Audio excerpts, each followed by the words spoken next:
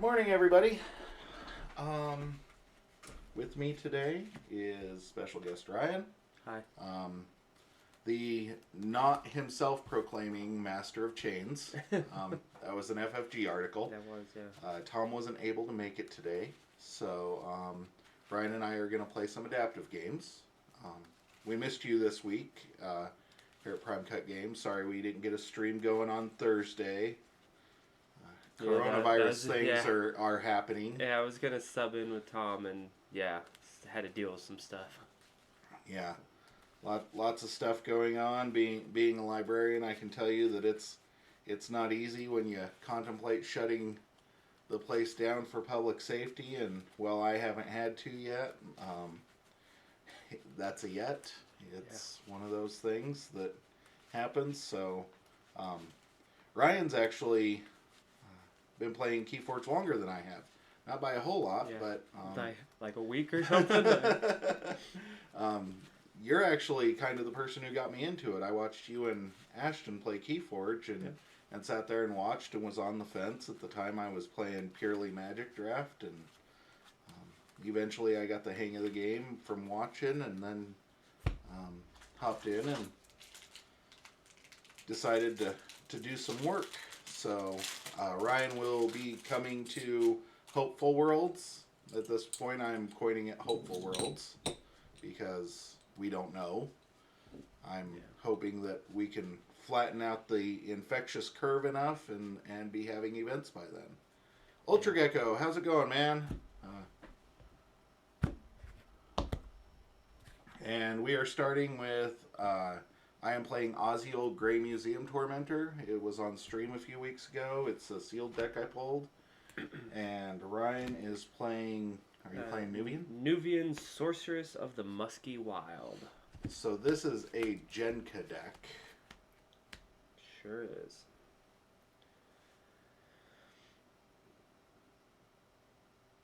I'm pretty sure there's not enough. Oh. Autocorrect. It's not Nubian. It's Nubian.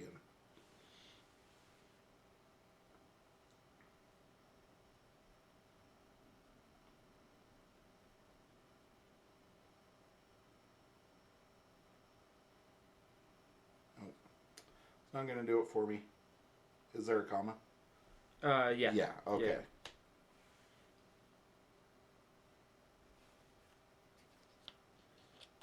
Been a while since I played it, so I needed the Archon card face up to remember what we had.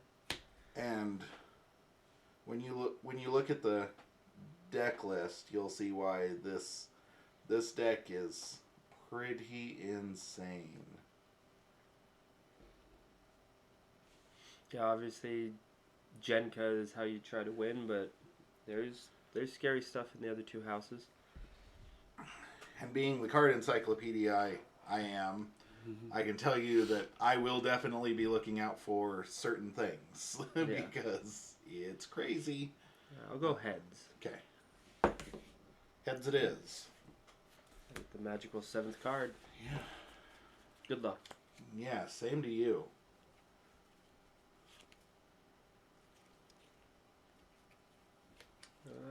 I think I can keep this. Yeah, same. Okay. First turn, I will call Shadows and play Hidden Stash. Archiving that card. And then I'll draw one. Okay, I am going to call Shadows and first play Javinda and then play Trust No One, because if you don't have any creatures out, you don't get to steal. And then I'll drop a Sneck Lifter for no effect. Really? It doesn't just say steal one? Steal one if there are no friendly creatures in play. Instead, which is a replacement effect, steal one for each house represented among enemy creatures. And you have no creatures, so... Yeah, that makes sense. And I will draw 3 and pass turn. Okay. I'm going to go Mars. I'll play a Sky Booster Squadron, a Zizix Shockworm, and then Mars needs Amber, for the pit. Then I'll ready up and draw 3. Okay.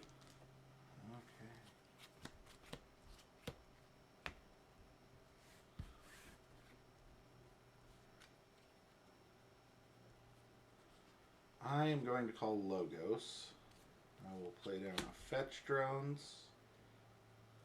I'm going to Thorium Plasmate the Shockworm and deal it 2. 1 armor means it has Yep. 1 marked. Universal Key Lock, which means keys cost +3, and after somebody forges, it leaves. Play a Daughter. And then I'm going to Code Monkey these 2 for 2 amber. Cool. Seems good. Code Monkey doing Code Monkey things, and Logos doing Logos things. Morning, Zodded. How's it going today? Right. Draw 5. Okay. I think the call now is Untamed. Darna will gain me 1. That's damage. I'm going to Mimicry your Thorium Plasmate to... Oh, I should have drawn 1 more because of Daughter. Yep.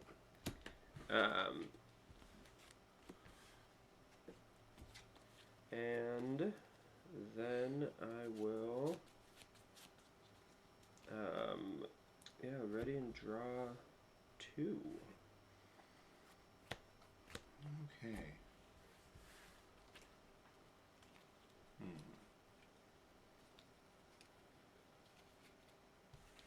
We can call Logos. I will start with a Tau Tau Vapors. Seems good. Draw 2, and I will archive that one. We'll play a Daughter.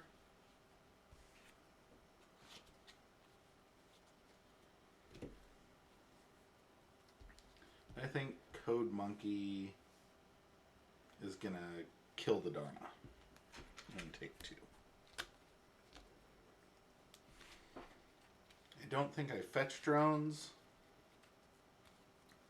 Nice, nice. Yeah, being the only employee means you don't really have to worry about people infecting you with at work anyway. I will ready up, draw 1 from Daughter, and pass turn. Alrighty. Let's see. I think I'm gonna go Untamed here. And I'm going to Mimicry your Tau Tau Vapors, because drawing cards right now seems like fun. 1, 2, archive 1. Then I will put a Grove Keeper down right there. And didn't draw as much Untamed as I'd hoped. But at the end of my turn, he gets bigger, and I draw 1. Okay. Tom and I actually pulled a deck that has Memolith and Tau Tau Vapors. Yeah, you tell me about that. That's still just awful that I couldn't get that off. yeah. If you do, it sounds pretty gross if you ever manage to get it going. I'm going to go with Dis. I will play Bloodshard Imp, No Reaping. a Dendrix, an Obsidian Forge, Okay. and It's all fine. I will Evil Eye you. So if I wanted to forge, it would cost me 12 next turn? Yes. And I will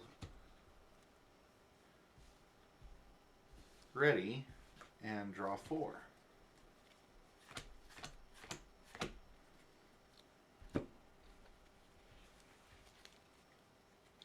Okay, I think my move here, let me think about this.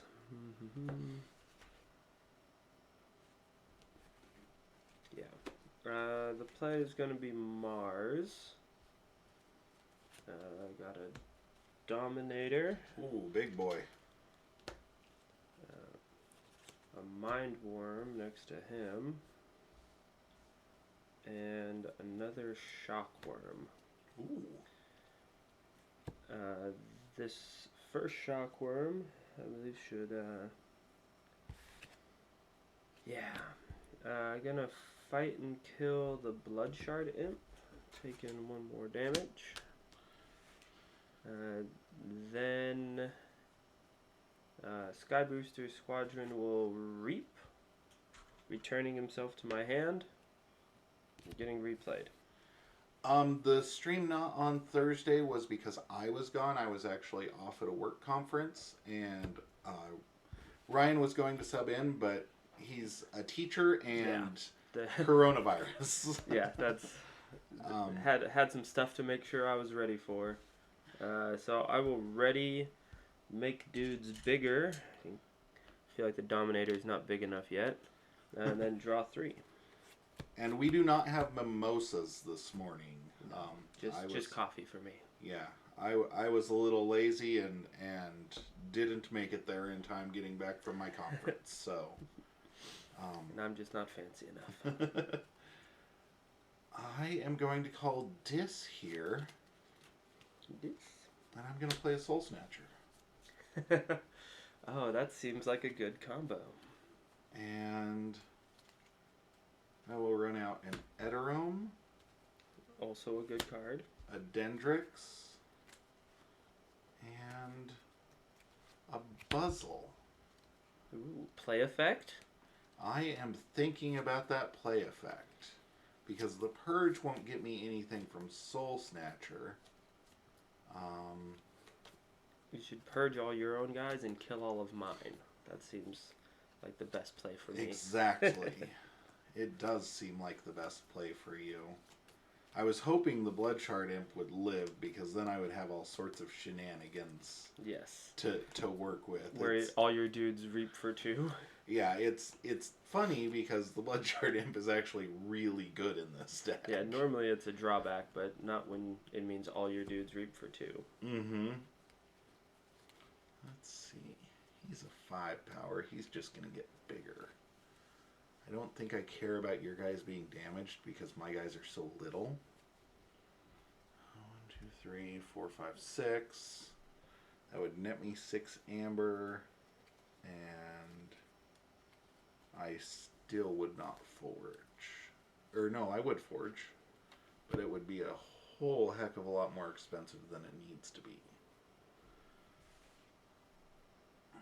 So I think this Dendrix just goes ahead and fights into the Shockworm.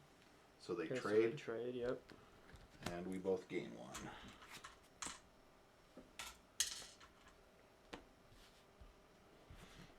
1. And that's my turn. I will ready up and draw 4.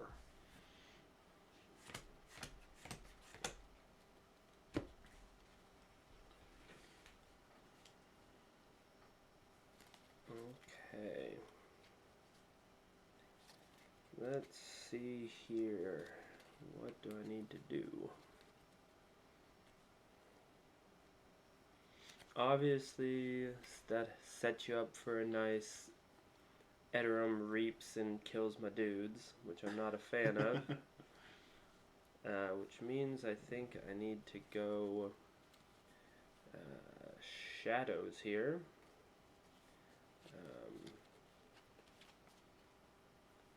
I'll start, got a Gamgee, and Lamindra's going to deploy right there, spreading out some elusive. And then I have a sack of coins, and my sack is filled with murder coins. So 1 damage to your creature for each amber in my pool. I have 6 amber in my pool, which to me sounds like 4 and 2. Okay, so I will gain 2 amber from that. Yep. And they both die. Yep. That puts you right at forging level, right? Yep. With universal key lock. And that blows itself up once you forge? Correct. Okay. So that means I ready up, make dudes bigger, and draw 3 cards. Okay, I will forge for 9. Once you blow that up, I will be in check. Yes. which is fine. Yes, Gambling Den is an amazing card. Oh, I love gambling, but only in dens, not at casinos. I am going to call Shadows and pick up my archive. Okay, feels like I'm about to get some amber stolen. Yeah, I'm trying to figure out what I want to do first. Yeah, skeleton key procedure doesn't matter.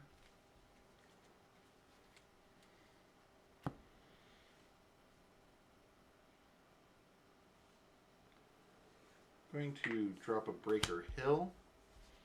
Neighbors can steal stuff. Yep. Let's see.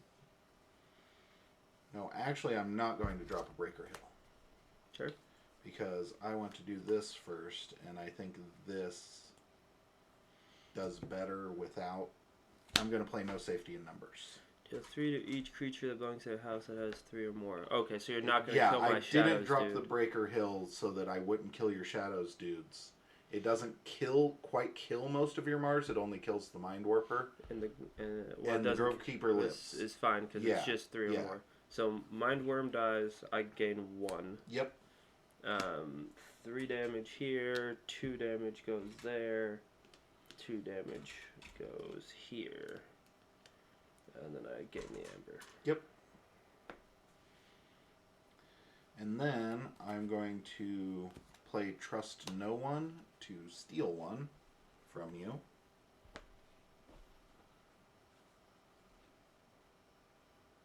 I will play... Just don't trust anybody. Snake Lifter. Ooh, my artifacts.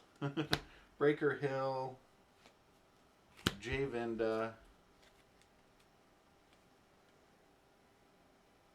Hugger Mugger to capture 1. Nice. And then I'm going to hit and run. Ooh. I'm actually going to deal 2 damage to my Snake Lifter. Yep. Killing him and gaining 1 from Soul Snatcher. Mm-hmm. And then I'm going to to pick up the Code Monkey. Pick up the Code Monkey. Seems good. And that is my turn. I will ready up and draw 3. Passing turn. Okay. Let's see. Yeah, that if anybody who's watching hasn't seen that tabletop royale game with the Gambling Den, that was the common hilarity that Gambling Den does. Okay, let's see.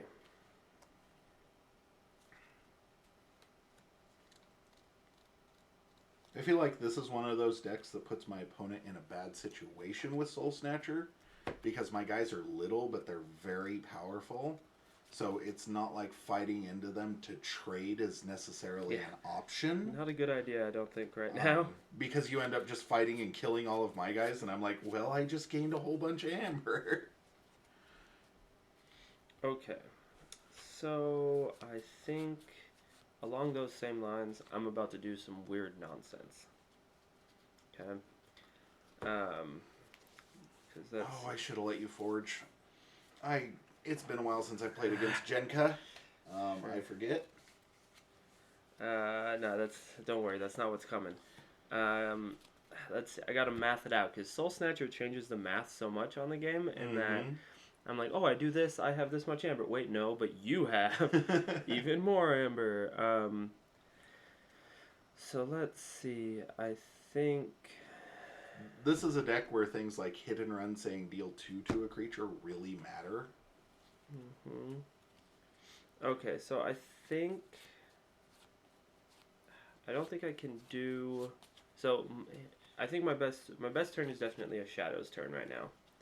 But I was hoping to be able to turn Gamgeon to steal 1. Right. But I don't think I can, because the only way I can kill your stuff really is to kill my own stuff. Mm-hmm. Which still gets me amber, but... is that... Yeah. So we'll do that. Okay. So Lamindra is going to run into Buzzle. Okay. I'll gain 1 there. And I will take 2. Then I'm going to Throwing Stars. Okay. And I think, weirdly enough, No, I can't do that. That'd be dumb. I think my throwing stars play is actually I have to kill Breaker Hill so you can't steal. Mm-hmm. But I'm gonna kill my own Sky Booster as well. Breaker Hill. And then just not shoot anybody with the third damage. And then discard Swindle because just stealing 3 isn't good enough. Should I have killed Buzzle? No. I will Reap here. Okay. No stealing value. But I'll check with 8. I'll make dudes bigger. And draw 2. Okay. I am going to call Shadows. You forged a key, right? Oh, yeah. I forgot to flip.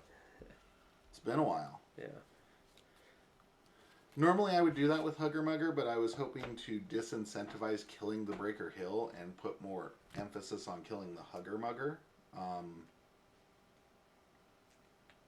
And that did not work out like my plan. You know, Good. Your plan is only as good as, you know, until you meet the enemy. So, I'm going to call Shadows just because this does a whole bunch of stuff and just is generally aggravating to your game plan at the moment. Sure. So I'm going to play Arani and steal 2. Of course you will.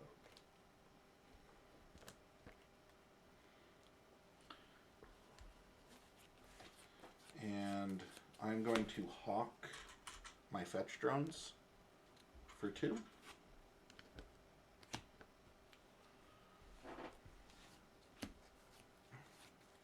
Going to Reap with the Javinda, and I am going to deal the damage to my Rani.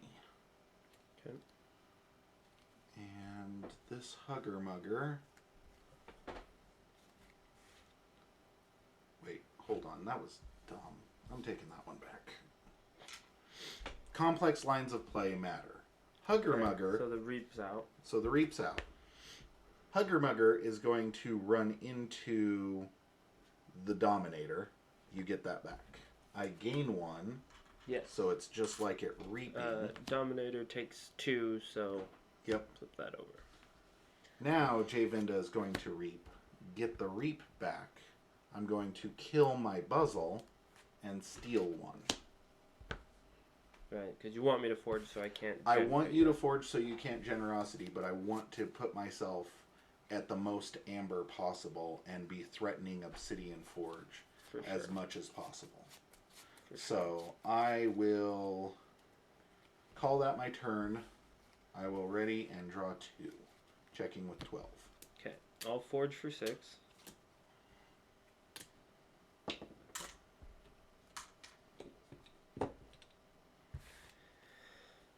Then I go Shadows here. Sorry. Reaped? Oh, yeah. Yeah. Stunned.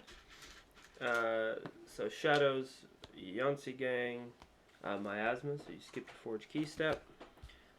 Reap, I'm pretty sure you have at least 1 or 2 more than me. And that's just going to be my turn there. Okay. Ready and draw 2. Alrighty. And make them bigger. Yeah. I'm going to call Dis here. Because that's always good. So Dis, I'm going to drop a Rot Grub to make you lose 1. Drop a Dendrix. Drop an Infernus. Uh-oh. Yeah. Well, Miasma's definitely leaving. Yep. And honestly, I want to get a Pip, but I almost want to get the Mimicries. I think I get the Pip here because, no, yeah, I get the Mars Needs Amber here. That's 1 less Mars card for you to draw into with a Generosity turn, and it does. Yeah, the link, I put it up in the chat. I don't know if I will do it again for you really quick, Sodded.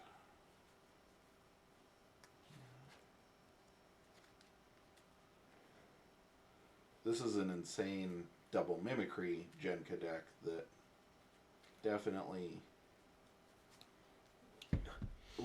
the deck list is insane when you look at it. It is nutso. So the thing is, I could forge a key for 6 right now. Mm-hmm. But I think I make you deal with my board, because if I reap, you have to call shadows again to keep me off of a key. And I think that makes it interesting. So, Dendrix, he reaps here, yeah. And gets stunned by the shockworm. Yep. And then I will ready and draw 3. Yeah, so I think you just have it. Because if instead of drawing more Rustnars, if I had drawn Martian Generosity, I would have won like 2 turns ago. Because I have the key abductions here. But yeah, I can't stop you because you have Amber. I can take 2 of it is all, and then you just forge Obsidian Forge and win. Yeah. So okay. Or forge and do whatever you want. Yeah, information exchange. Where's because that? You stole. Where's the? Oh, there. Too much to protect would have been good. Yep. There's the generosity way down. Alrighty. And that's a combo deck in a nutshell. Yeah, it's almost like if you don't combo, you lose. I did not think about the work that Rustnar would have been doing against this deck if you'd seen Rustnar early. Yeah. Early Rustnar could have chomped away at stuff and gotten me Amber. Especially obviously, Obsidian Forge, first thing gone. And that's why I like this deck for adaptive, is because like those lines of play where I was like, wait, hold on. No, my goal is to make as much Amber as possible. Because I really don't... This is one of the few decks that I've played that, yeah, it has a lot of steal and a lot of control, but I almost don't care what you're doing. Sure.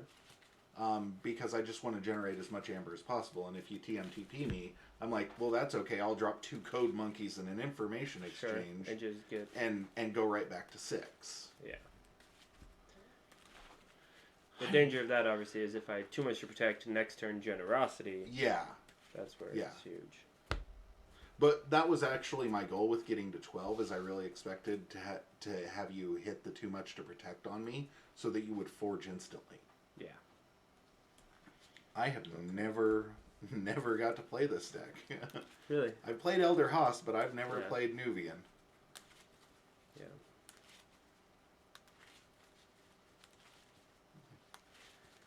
If we have enough time, maybe we'll do a show match. Yeah. I also used I drew both mimicries at the same time. Oh, yeah. I like to space them out, so like I held one when I played the first one to Tau Tau Vapors. Mm-hmm. I used the second one to Tau Tau Vapors. Whatever I did with the first one, I held the second one to try to have you play something else into it that I could use, but... Well, in taking that disc turn with Obsidian Forge and going... Ooh, I don't have the Soul Snatcher yet. I just drew the Soul Snatcher and 3 other discards. I'm going, yeah, this is... So it is your choice. Oh, you can have the 7th card. Okay. With no chains, I often find it feels better to me to go second. Okay. Yeah, I can do that. You know... It's a borderline play, but I actually think I keep this. Alrighty. I'm going to call Mars and play the Harvester. Ooh. Nice. I'll go Shadows, Breaker Hill, and J Vinda. And then draw 2. Okay. I'm going to call Mars. Resonator, which I forgot was in this deck. That card's so good. So good. Mindworm is fodder for your Vinda. And then I will reap for 2. And I will draw 2. Okay. I'm going to go Shadows and remind you that there is no safety in numbers. Oof. I will hug your mugger. And then I believe I should action to steal one. And then reap for a third. Okay. That'll let me draw 2. I am going to call Untamed, and I'm going to remind you that there is no safety in numbers. There is no safety in numbers.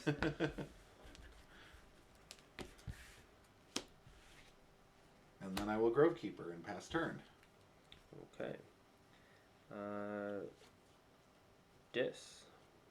New deck, who dis? Soul Snatcher. Rock Grub, make you lose 1. Evil Eye, in case you were thinking about forging a key somehow. And a Dendrix. I think Evil Eye is actually really good against Genka decks because you're just like, I'm going to put you off for a turn on your combo. Taxing and Worlds Collide actually does fairly well against Genka, provided you can space it out and have it. And you have to time it right. You don't want to make me not forge when I'm at 6 and then have me go Generosity, and that because then the minus from Key Abduction just counters out your +3. Yeah.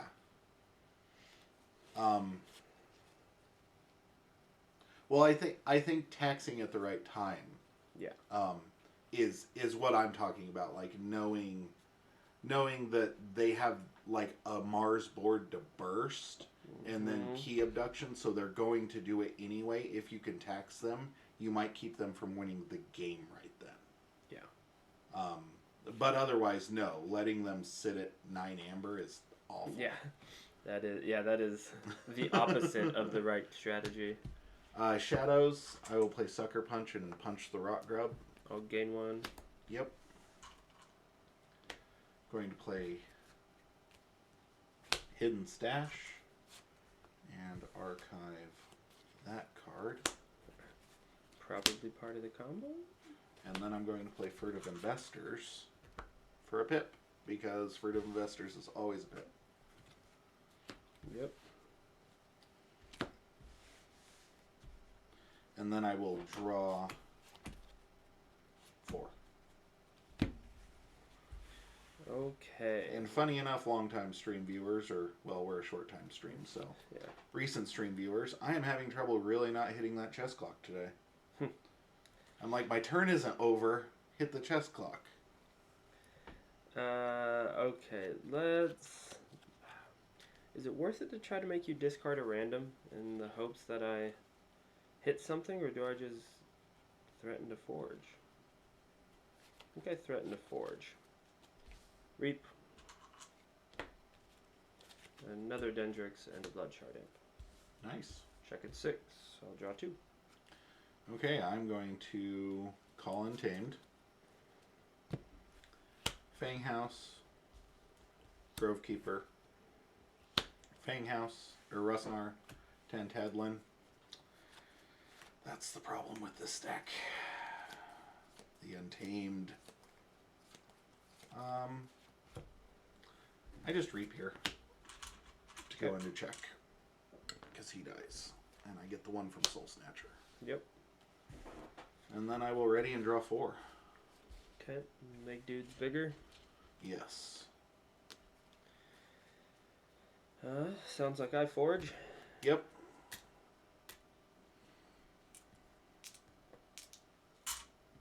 Okay, and now here's where I don't know how tricky to get.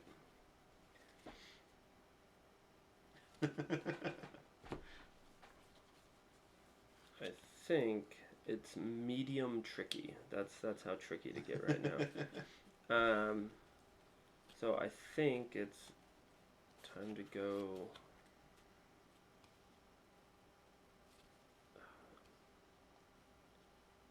Because if I do that,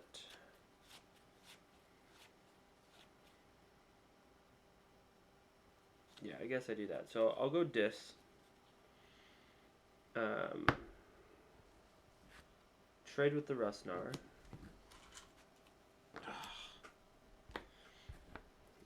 Because I have the Obsidian Forge, and you blowing that up would feel real bad. Mm-hmm. I got another Dendrix, and then now I have decisions to make. As people look at the Dendrixes in that deck and go, that's such a bad card. Not with Bloodshard Imp. Yeah. Not with Soul Snatcher, and not with Buzzle. Alright, so now the question is, do I reap twice, putting myself at 6? Or do I kill your Grove Keeper? No, because the Hazardous dude messes me up, so I think I just try to race you. So Dendrix will reap for 2, Bloodshard Imp will reap for 2, putting me at 6. Yep. I'm going to Forge. Yeah. Probably the only key this game. This deck just races so fast. It's very fast. Especially if you can get Soul Snatcher out, and it's disgustingly combo heavy. Now I can do some things and some stuff. I can do some things and some stuff that do nothing. Like, that's... Sounds like you have a handful of shadows. That's the weakness of that deck. Yeah, well, the Untamed's not super fun, but I'm going to call Mars. Okay. We'll play a Dominator and Shockworm and play Feels Bad Man because Mars needs Amber and Mars ain't getting any. Right, this deck does not let, like, all the dudes are small. Right, that's what I was thinking when I was playing it. The Genka deck belongs to Ryan. Yeah. It was actually, wasn't it pulled in the same event? Yeah, my El- wife pulled it at the same event that I pulled Elder Haas. Same box and everything. Yeah, Tom's a bit different. It's Ryan today. Tom couldn't make the stream, so. Okay, so I'll Forge for 6? Yep. Man, this is not looking... Oh, power counters. Yep. Still don't matter, but... Still don't really matter. So I think... Actually, I think Grove Keeper's an anti-synergy in this matchup because it makes it harder to trade creatures. Sure. So I think I have to go... Oh, I guess... No, I have to go Shadows right now. Snake Lifter to steal your best artifact. Is there which even is an no artifact no in this deck? there are no artifacts in I there. didn't think there were. A skeleton key. I will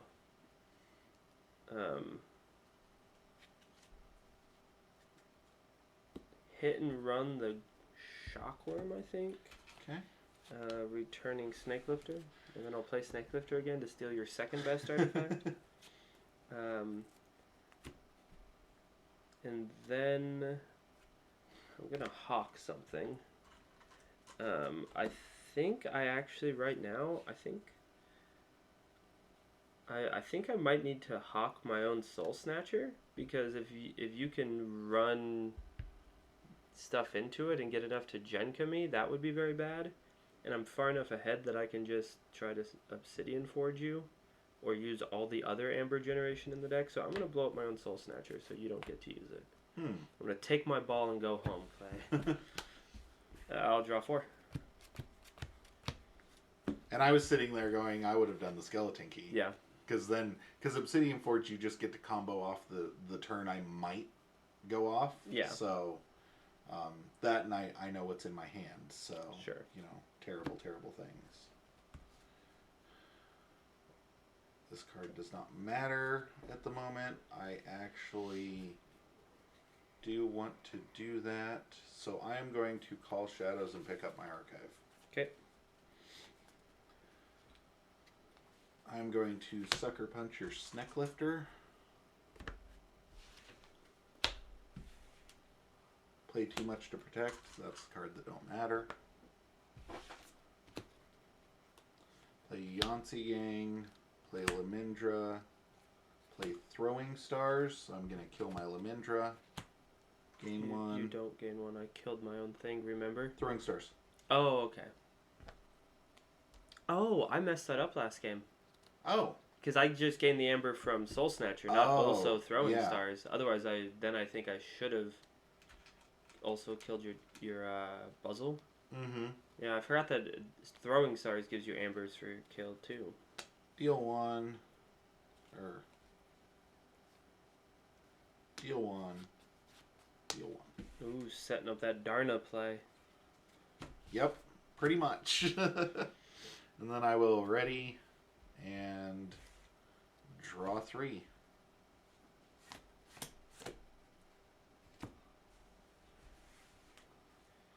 Okay, so we're gonna go Logos, Fetch Drones, Quant, Daughter, Archive them, gain 2.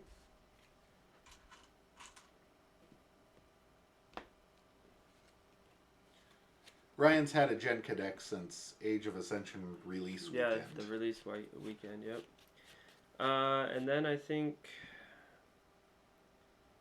Positron Bolt. See, I don't want to spread out damage though. But I want the pip. I have never used Positron Bolt on that deck on enemy creatures. Yeah, like because I've never got rid of the Soul forgot that this was Snatcher. in there. I would love to be able to just gain an extra amber off of killing my own Code Monkey. But I think if I hit your dude, you're just gonna be like, cool, Darna for 1,000,000. So I guess if I hit the Yancey gang, that only gives you 1 more amber off of 3, Darna. 1, 0. Then I'll ready and draw 5.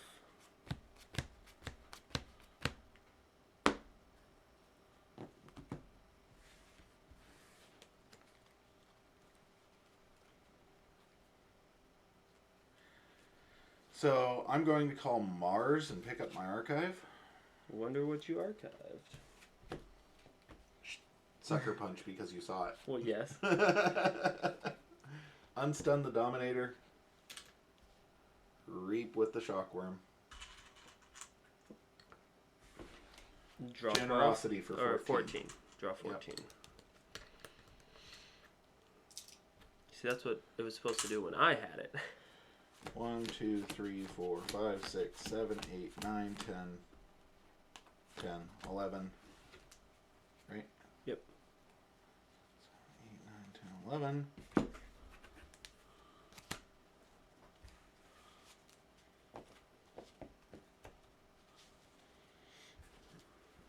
I think this means you win, right? Yeah, it. Right, because you have to have both key abductions and you have a gajillion keys in 12, hand. 13, 14. And then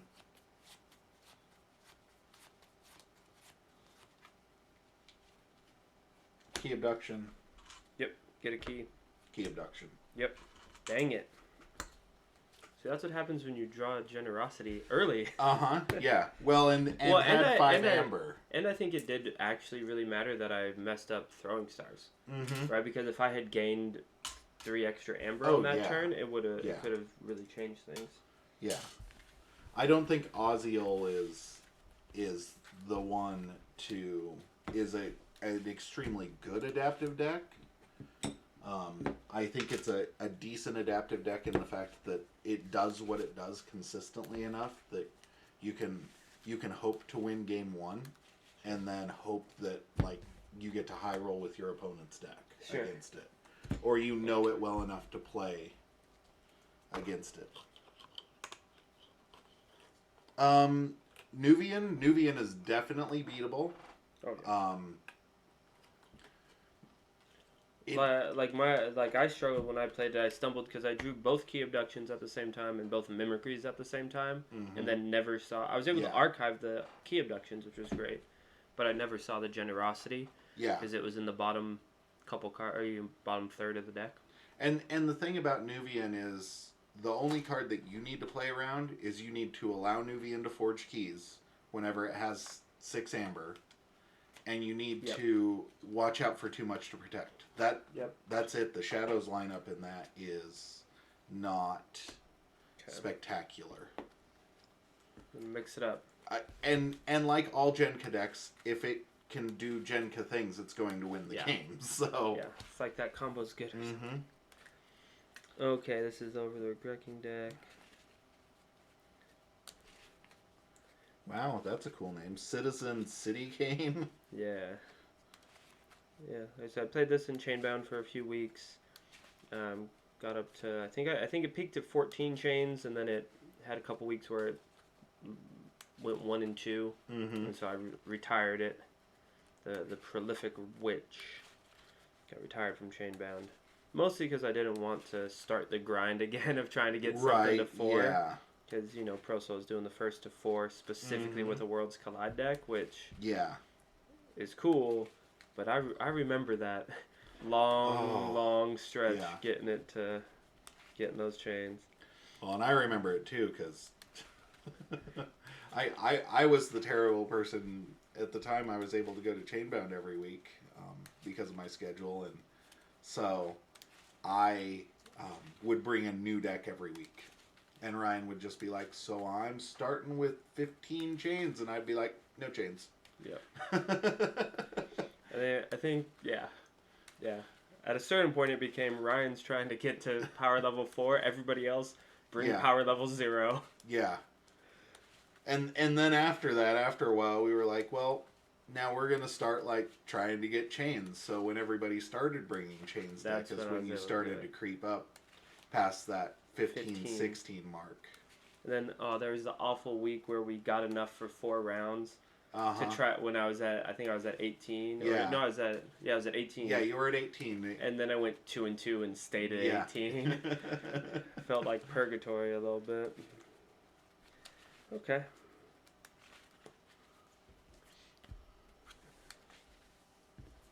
This is an interesting deck. Like I say, it looks really good. Yeah. Have you played it much? I've played it a few times, and every time it just it's kind of almost the anti-clay deck in the fact that, like, I just call whatever I have the most of and play them, and then there's no tricky plays whatsoever. Right, that's the thing. Early in Keyforge, which we're still early in Keyforge, but lots of people latched on to the play everything you can every turn, and I've always been like, but do you have to? Yeah. And that's why I like this deck, because it lets you do that, but only call Star Alliance. Right. You only have to call one house to play all your cards every turn. Yeah. He says before drawing no Star Alliance the whole game. As I put Val Jericho on the bottom of the deck. This one doesn't have Val Jericho. Oh. Yeah. Oh, this is the Kirby one? Yeah, this is one of the extra Kirby's. I'll go Tails this time. Even though you already drew 7? Oh, yeah. Okay. I've been playing a lot of Magic lately. Uh-huh. Yeah. Just like when I was playing a lot of Keyforge, I would go to Magic stuff and draw 6, and they'd be like, dude, what are you doing?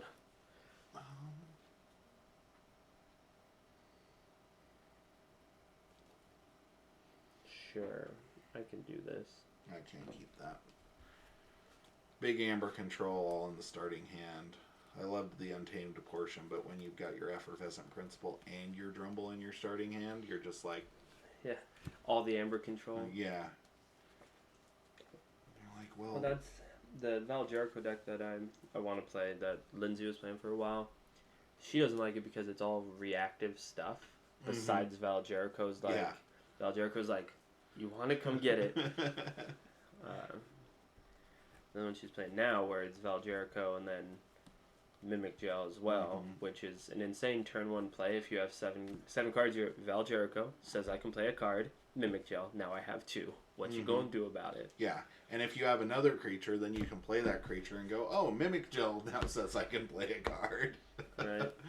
Well, and the best part is even like you can do that either turn 1, and being able to play. Yeah, play whatever is insane. Okay, Logos. Mother. Okay. Draw 2. Dino Boys. Saurus Rex. Senator Shrix, I will exalt. I will also Phalanx Strike your mother for a total of 4 damage. Okay. Exalting the Senator. Then I will ready and draw 3. Okay. Well, that wasn't ideal, but I guess it's the same amount of amber. Going to call Untamed. We'll discard Save the Pack. Going to Nature's Call. Both your Dino Boys. Okay. And then I will play Flexia for 2. Cool.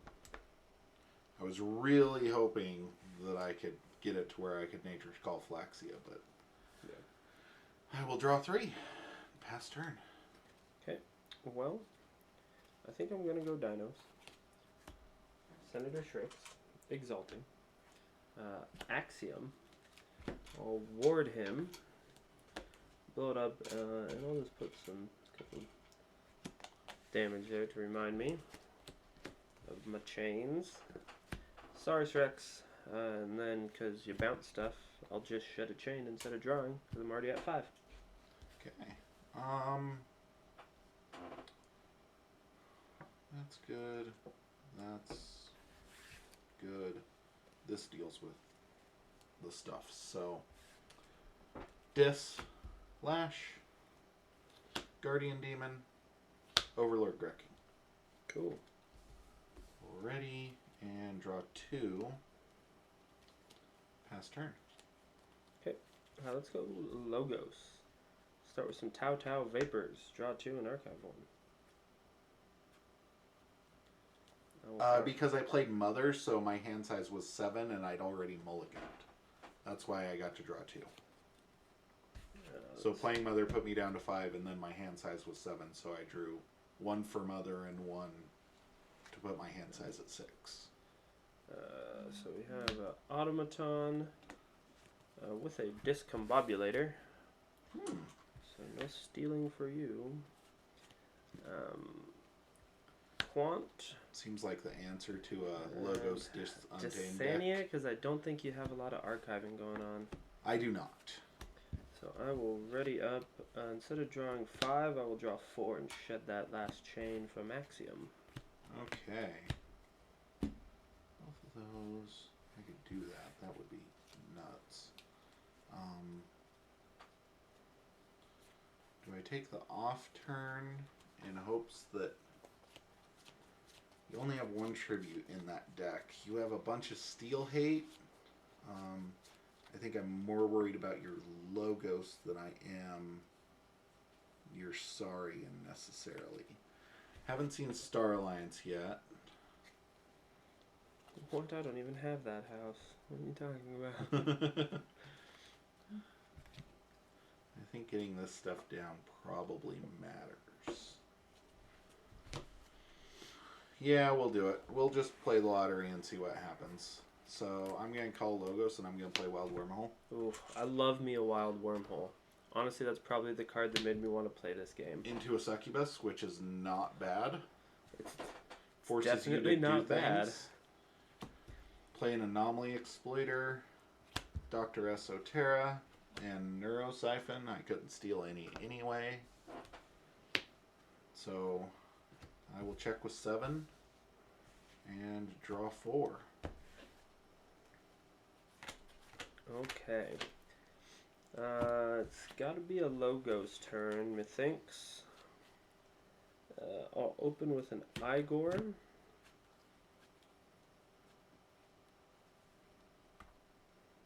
Let me think about those 3. Yeah, I'll get rid of First Officer Fran and the Brontodon Auxiliary.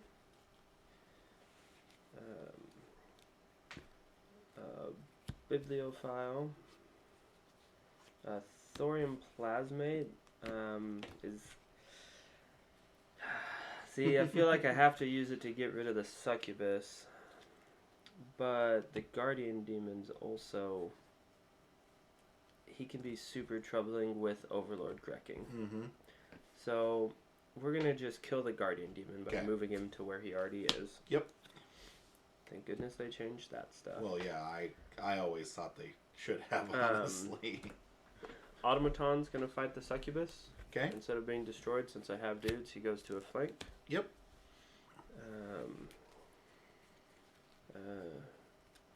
Reap. I can play a non-Logos action this turn. Reap. I will not be playing a non-Logos action this turn. Instead, I will ready up and draw 3 now that I don't have any chains and you do not have a Succubus. Okay, I will forge. You sure will.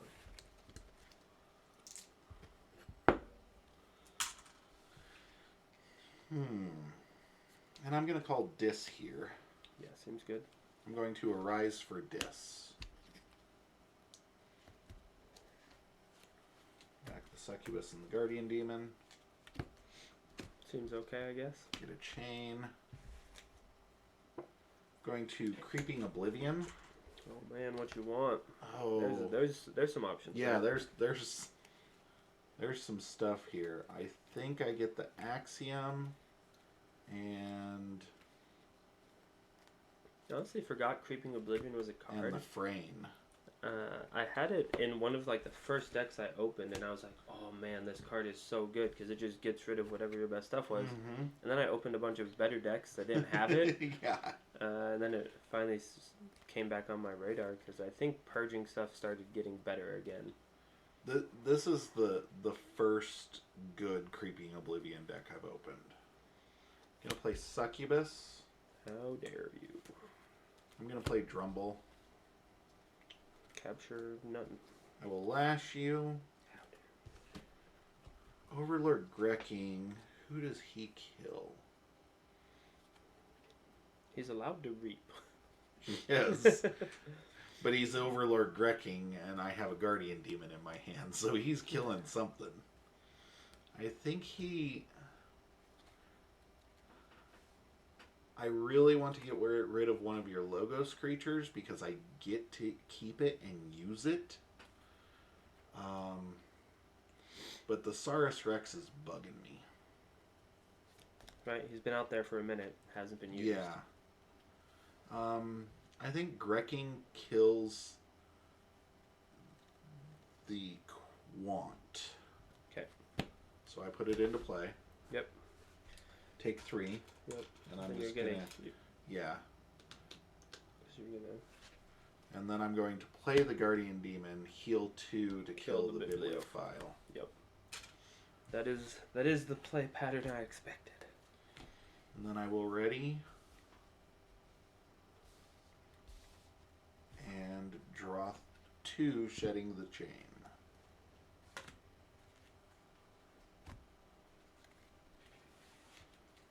Okay. So I think the play here is Star Alliance. You just have such a huge disc board though right now. Yeah. This is definitely a swing, Ramses. Yeah, my deck is Coda.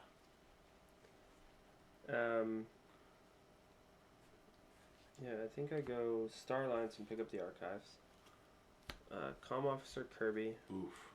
This could be bad. He's gonna let me put the Scudum on. See, I really want to put it on the Senator because he's such a threat.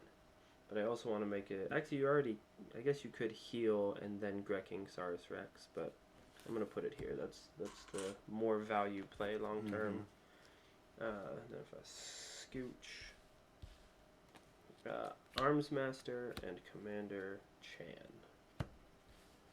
So I will ready up, draw 2, because Succubi are very mean. Interesting line of play available because of the Quant. I wish they had printed the Quant in Coda. I mean, phase shift on a stick it's proven good because they printed like 7 of them in Worlds Collide, and I like them all. And we're getting another one in Mass Mutation. Yeah. Kirby is mutated. Nice. In Mass Mutation. Is he big and pink and eats stuff? Or is that copyright infringement? he looks like an Aquan, actually. It's kind of cool. Yeah, unfortunately, that would be awesome. Just his mouth was just like distended wide, and that was the only difference in the art. You see like wild wormhole stuff flying in. And that could be his effect too. Play, fight, reap, wild wormhole. Which, speaking of, Wormhole Technician is insanely good. Very good. Because you take a wormhole, you put it on a stick, and you get to archive it instead. Okay. You drew one less because of succubus. Yep. Yep. Number 5.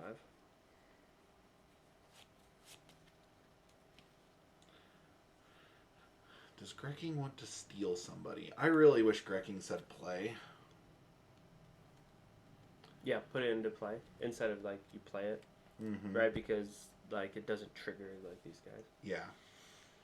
Be super cool if it did. Yeah, because if it triggered any Star Alliance, Grecking would be the bane of all or of all Worlds Collide existence. Yeah. Okay. So I think. Or if like Snake Lifter, it made them right? Like Snake Lifter makes the thing count as shadows. If you don't already have the house, right, for Snake Lifter. Yeah. That could be the play. Yeah, I have to go with Dis because it's just too good this turn. So we're going to start by lashing you because that's a... Because why not? If you can, why not lash? The only reason to not to is if somebody has, Tentacus out, so you have to pay for it. Grecking is going to kill somebody. Okay. Do I heal Grecking and kill the Kirby? Is the question. I think you just trade them straight up. Because I think Kirby does way too many dumb things in that deck, but fortunately Ryan lined his battle line out to the fact that I will want to either kill 2 here or kill 2 here. Just because Ryan knew that I was going to go after something here, and that's why he played out the battle line like he did. Yeah. Right, the leaders, you gotta get them in the middle. Although I do think Val Jericho is the only leader worthy of the name. Everybody else should be like just sub-leader. Like, Val Jericho is just so Dinosaur figurehead. Yes. Dinosaur, everybody wishes it was Val Jericho. So, Guardian, no. Drumble is going to reap, because why not?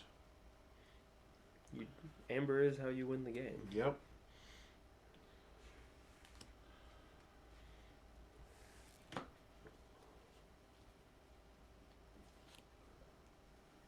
Grecking is going to kill Igor. Okay. Taking 2. And then I'm going to reap with Guardian Demon to heal that 2 from Grecking. Yep, put it on the Kirby. Yep, and get my Amber from that. And then Succubus is going to reap. I think I have to give you an Amazing Star Alliance turn to get the board a little bit where I want it and be threatening close to my second key. So I will draw 1 because I have no chains and pass turn. Okay. So, as predicted, I'm going to go Star Alliance. I think for the Star Alliance, what do I need to do here, though? I think I just have to, some point try to get Amber. I was hoping that wasn't your plan this turn, honestly. So I'll reap here. Okay. Allows me to fight Reassembling Automaton into Succubus. Okay. He'll save himself, or the team will save him. I'm not sure the flavor on that. So Comm Officer Kirby is also going to reap. That allows me to do nonsense later this turn if I should wish. I think Lord Invidious is more deck bound than Jericho. Jericho's just does Jericho things regardless of the deck, it seems. That could be because I don't actually have an Invidious. I only have Jericho decks, and I've got like 5 of them. So we had a wealth of Jericho in the area, actually. Yeah, a lot of it. Okay, so I think I'm gonna wait and decide on that. But let's see. Arms Master, which you can because it's just this turn. Yep. I think unlike this guy where you have to do it right away. I think actually Quant could be dangerous for me. So Molina's gonna kill my own Quant. I like that plan. And then I got myself.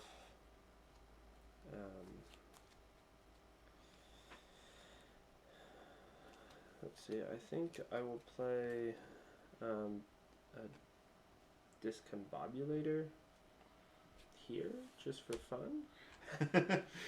I can't be stolen from twice. That's my off of Kirby, obviously. Mm-hmm. And then I'm going to hit you with the Tycon Pulse. Okay, destroys all artifacts. And it'll exhaust my every dude with upgrades. But then I'm going to end my turn. Yep. So they'll ready up. That seems good. So checking with 8, drawing 3 because I dealt with the Succubus. That was a really good card against this deck because Lash really matters. Lash is just super good. And, like every time you call Dis, your opponent's keys cost 3 more. That's good. I'm going to go with Untamed. There are a few lines of play here.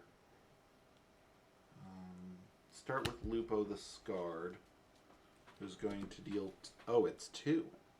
So he's going to hit Commander Chan for 2, and then I'm going to save the pack. Oh, yeah. So it'll wipe out my Starline sticks. And put Saurus Rex on a flank. Yes. Which means I thought about damaging him, but then I'm like, well, I can just put him on a flank, and... Then he's way less good. Yeah, if you have 3 Saurians in your hand, you should have been playing Saurians, like... Yeah, the misplays for days. Because if you get 4 dinosaurs, you just get to call dinosaurs for the next... the game and win. I'm going to play Witch of the Eye, and then I'm going to regrowth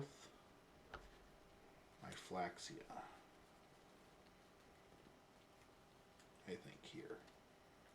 Because I get to play it. It is 2 amber. And if you have tribute, it forces you into tribute. So that's my turn. I will ready.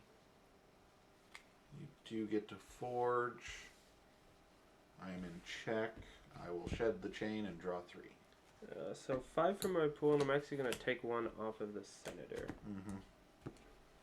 Because, weirdly enough, my pool is safer than him. So we'll forge that key. And then we're gonna do some unconventional Keyforge plays here, people. Okay. We're gonna go dinos. I'm gonna run my leader right into Lupo the Scarred. To trade. Because then I'm gonna tribute, and he's now my biggest guy. He's now your most powerful. Are you exalting? I will, for sure. When exalting basically gets me an extra amber, for sure.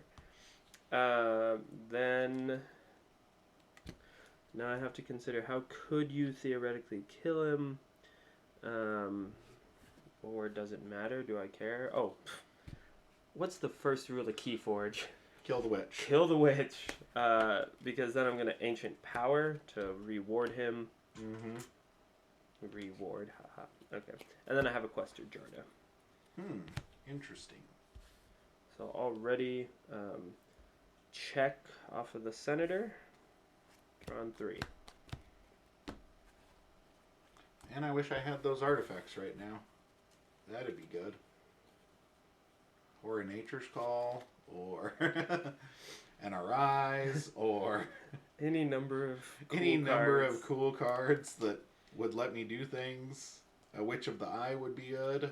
Yeah. Can't believe I almost forgot Witch of the Eye. I was just gonna reap like an idiot.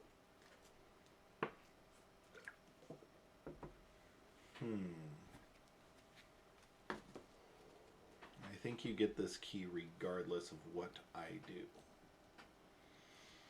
Yeah, I mean, you'd have to find a way to deal with the Senator, who's currently a 4/3, who's warded, which takes a lot. Yeah.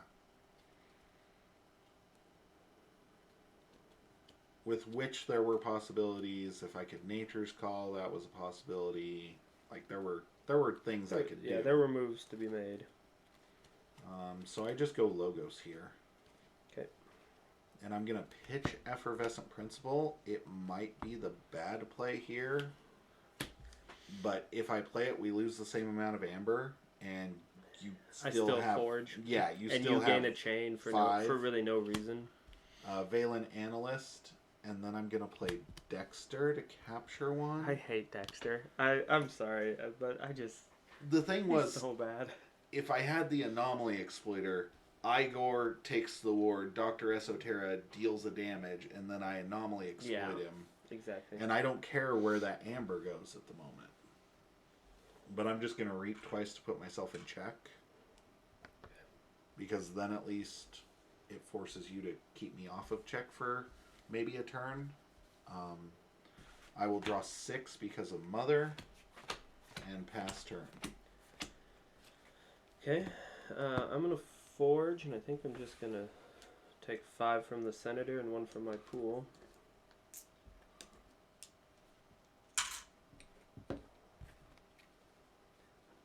And then I think, let's see.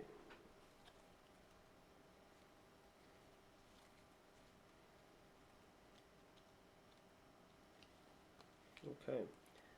Yeah, I'm going to go Star Alliance. Arms Master Molina. I'm going to put a Stunner on Quester Jarda. A Cloaking Dongle on Desania.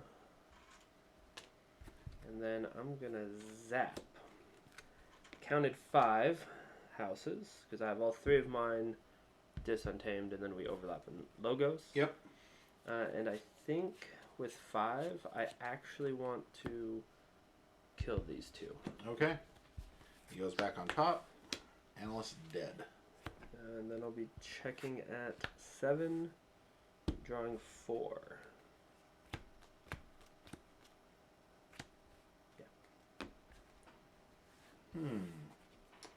I actually can't stop you. Really? See, I was thinking, I couldn't remember if you had any way to bounce the Drumble. So I do. I was thinking about killing Drumble, but then I was like, no, he has a rise for sure. Yeah. I don't. I do, it's just not in Dis. Sure. Well, I do, I just haven't seen it. Sure. Hysteria at all this game would have been... Oh, huge, because it would Yeah. have... Yeah. It would have dealt with literally every problem I had this game instantly. Yeah. Well, it doesn't seem like your deck necessarily wants to steal a lot, so I don't know that right. the Discombobulator was doing a ton. But... So I can make you pay 7. I was thinking you would get to 6, which is why I was like, pay 7, get the ritual on the board, hopefully draw into something. I can do Dis things, but again, I could have killed the Drumble regardless. I could have done a lot of things. I could have got right back into check with Untamed. Yeah. But I couldn't keep you off. And the reason why this deck has been successful in Chainbound, or was successful till it kind of got too many chains, was the combo of usually Senator Strix is my biggest guy, and then it's like, oh yeah, I just, captured 4 and put an extra 1 on him. That's basically gaining 5 Amber is insane. I had answers. Yeah. That would have been great. Yeah. It's just seeing those answers. Yeah. And having to discard that for Vincent Principle, which was probably a mistake. Yeah. But at the same time... To have us both lose 2 and you gain a chain, I probably I wouldn't have played it there, but the discard's what I'm thinking. Maybe chain myself with it for another turn because I was establishing a big Logos board. Well, and I guess you could assume that with the Discombobulators, I would leave the Amber in my pool because it's safer than on the Senator. Because the Senator, it just goes away. Right. But you can't get it out of my pool besides capture. Yeah. So yeah, maybe it was what I call to chain yourself with it, and then hopefully I just gain too much Amber. List. Let's see. What didn't I see? Hysteria, Library Access, The Other Rise, A Hunting Witch. Yeah. Yes, things that would have done things. Some good cards. Yeah. Good cards. Some good comments from Coda. That's one thing that I do like about Keyforge that I think established Magic players, their brains can't handle. It's like, oh yeah, man, commons. commons are the best. Mm-hmm. Some drafters are like, oh yeah, no, a good common. No, all the commons. Yeah. In Keyforge, the commons are the best cards. The Yeah. rares are good in extremely narrow circumstances. Like Tycon Pulse is always a pip, but against a lot of decks, it's doesn't do much really. Yeah. But against getting rid of Lash and Anomaly Exploder, two really good artifacts that were going to let me win the game. Because taxing +3 in what feels like your best house. Yeah. With the Grecking out, it's definitely your best house. Yeah. And then also the Anomaly Exploder in your second best house to kill stuff is insane. With the analyst, that's just like, oh, by the way, every time you do my artifacts now reap. yeah, exactly. And that's where it matters. Like, I'll jokingly sometimes be like, oh, Anomaly Exploder to destroy nothing. You can do that. Yeah. You can do that for an Amber with him out, and that gets pretty bonkers pretty quick. Yeah. Oh, nice. Adaptive short. I like, I don't know who coined the term appraisal, but I really like calling it appraisal because it is its own variant and it's super fun. Sure. You get 7 cards or me? I'll get 7 cards because, no. I know what's in that deck. I just don't want to. Yeah. Yes. I don't think this is actually a good hand. It's got all late game stuff. I'm gonna ask your opinion though, since it's your deck, right? Like, I like this early. Yeah, very good early. No, maybe, and no, not with something to protect it. Save the pack most of the time in that deck because there's 2 of them is most of the time a discard, so yeah, it's not even a card, and your Drumble and your Hysteria. Too soon, right? Even against a Worlds Collide that goes wide, like... Yeah. Right, because, like, it could be really good if you're, like, turn 1, Senator, Exalt him, turn 2, I'm going to somehow tribute a bunch of right? Like, then that would be a really cool combo, but... So, Final Ross Battle asks, do you all think bringing trash and then just bid their deck up super high is a valid strategy? No. I think it depends on your definition of trash. For instance, I have a AoA deck that has the Gangernaut combo, Darna and the Common Cold combo, and double redacted. But the deck has, like, I think Burn the Stockpile is the only Amber control in it. When it does its thing, it's very good. So it's capable of a super high roll and just stomping somebody. That $100 paperweight deck. Yeah. No, I know. I remember. And it plays very well against somebody who has chains. I'm also familiar with that. But in most matchups, it really doesn't do anything. So I think if you have a deck that is generally bad but has a very good high roll and you know how to high roll the deck, it works very well in appraisal. I want to just show them my sad hand. Did you just draw 6 of the same? No, I drew 5 of the same. I drew different ones, but they're somehow worse. So I'm going to start by calling Star Alliance, and I'm going to play Comm Officer Kirby, which is going to allow me to put a Discombobulator on him. Cool. Because, like, it's not like he's not a huge target, and sure.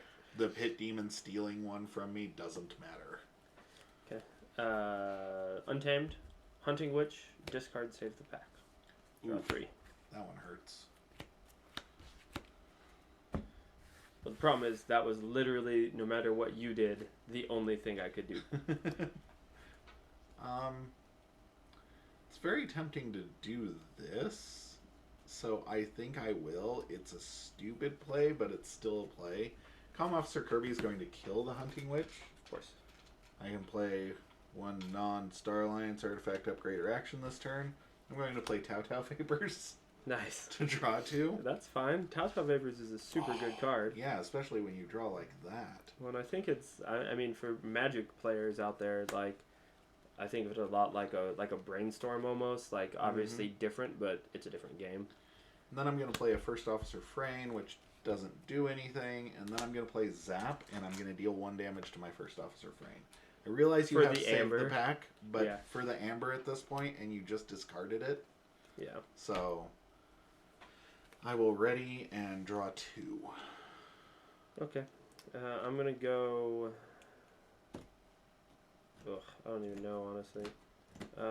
Untamed. I'm gonna regrowth the Hunting Witch. Play the Hunting Witch. Wish you could regrowth the save the pack. But yeah, play the Witch of the Eye. And then just ask you very politely to not kill her so that I can regrowth the save the pack. I'll draw 2. We're going to go ahead and go Star Alliance here. Interesting. Which I archived the wrong thing. Whoops. So I'm going to pick up my archive because I can do that. I'm going to Reap with Kirby. Okay. And I'm going to put the Scutum, which I Yeah. archived, Yeah. onto First Officer Frame to make Yeah, her but a I see fighter. the idea. If you, Yeah. if you, I think Melina goes there.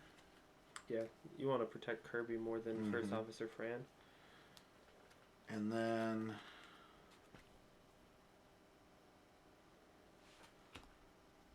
Frane is going to kill the Witch of the Eye and take 1. And then I'm going to play an Ingram and heal Kirby and Ward. I thought about healing the Frane. Oh, captured 1 from the Frane. Yep. So I will put that on Kirby because he's already a huge target. Yep. Star Alliance doing Star Alliance things. I will ready and draw 2. Okay. This actually kind of sucked. The Medic Ingram there really messed up my play. I'm gonna go Dis. I'm gonna play a Terror, gain 1 off the Hunting Witch. Then I'm gonna play Hysteria. Ooh. So Ward leaves. Yep. These guys all come back. Ooh, First Officer Frank gets healed. Yay. Play the Terror again. I'm gonna play a Rise and get back the Witch, I think. Just to threaten that. Get my chain. And then because I had to chain myself, I'm actually also going to discard the second copy of Arise. Yeah, it always... And then draw 1. It's always a feels bad when you have them both in hand. Yeah. Okay. Okay, I'm going to call Star Alliance, obviously. Obviously. Play Melina. Play Melina. Ugh. Gross. Kirby's like, have you seen my friend? Yeah. Melina, First Officer Frane is going to, we'll capture it on this Melina. Actually, we want it on Kirby, right? Because 6. Well, yeah, because I can't fight into Ingram. Ward Kirby. Yep. Reap with Kirby, still be able to do stuff. Reap with Kirby. So that way you still get to play cool things. Yeah. Pester. Okay. That's good for me, I guess. Yeah, no, that's great for you. If I'd had 1 pip in hand, that would have... Okay, we're going to go ahead and go Untamed. Hunting Witch, Witch of the Eye, Lupo. I guess we pop the Ward, so that way I know where you're going to put it next turn, right? Okay. And then I will ready and draw 4 now that I don't have that 1 chain. Okay. We are going to call Star Alliance. This is the thing about Worlds Collide that like got hard to get used to. Gonna hide this. You don't see her. Frane is... Melina's gonna kill Witch of the Eye. Take 3. Frane is gonna kill the Hunting Witch. Take 2. Capture 1 onto Kirby, who is turning into a bank. Is there an ideal in here? Oh, that'd be gross. It would be gross. Like that, the deck would still be going in chainbound, I think, if it had an ideal. Reap with Ingram to ward the Kirby. Of course. Melina's gonna reap, and Kirby is going to reap because if you have the Drumble, you have the Drumble. I can't really affect that. I Yeah. just... Yeah, you can't race the Drumble with this board. So, Yeah. So who cares? Okay. And then I will pass turn. All right. Unfortunately, I have to go Logos, but I do get to Twin Bolt those two. Okay. So they both die. Then I have a remote access for a Pip, since it's not really great targets. My mom's here. Dexter's gonna have insane value. And then I have an Analyst, which feels a little bad to get that guy first, I guess. Then I'll draw 5, or no, I'll draw 6. Yeah. I actually, even though I really like Mother as a card, I don't play decks with Mother or Daughter in it, just because I honestly don't really know why. But did you take the Twin Bolt Pip? You had 2. Yeah, I got 2 Pips. Okay. Yeah. Had 2, got 2. Yeah. Okay, I'm going to take a not Star Alliance turn. What? I'm gonna call... You must have drew... well, you're going to Forge, right? Yep, I'm going to Forge.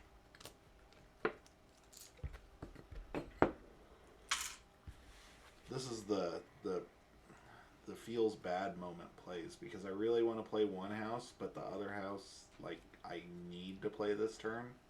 So I'm going to call Saurian and play Auxiliary, because I think Kirby is very important in this deck. He's insanely important. He is the citizen that they're talking about. Yeah. I'm going to play Jarda, and then I'm going to put Saurus Rex on a flank, because who cares? Who gives a crap about it? He's cool when he goes and gets you Tribute or Axiom when you really need it. Yeah. But otherwise, he's meh. And then I'm going to draw 3 and pass turn. Okay. Hope to draw things I can play off of Kirby again, and so I can call Star Alliance for 8 turns. Sure.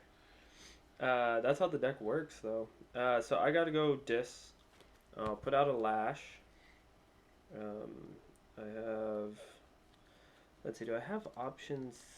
No, I don't have options to do shenanigans. Because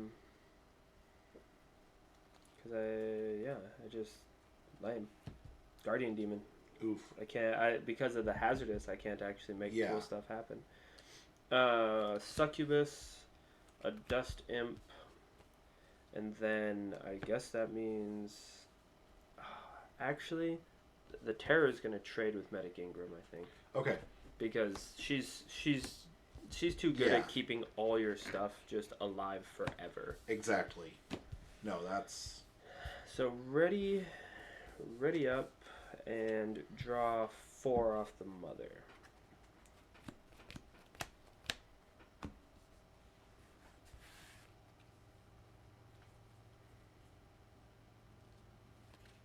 There are interesting lines of play going on at the moment. That's why I like that deck, is because Kirby enables lots of weird stuff.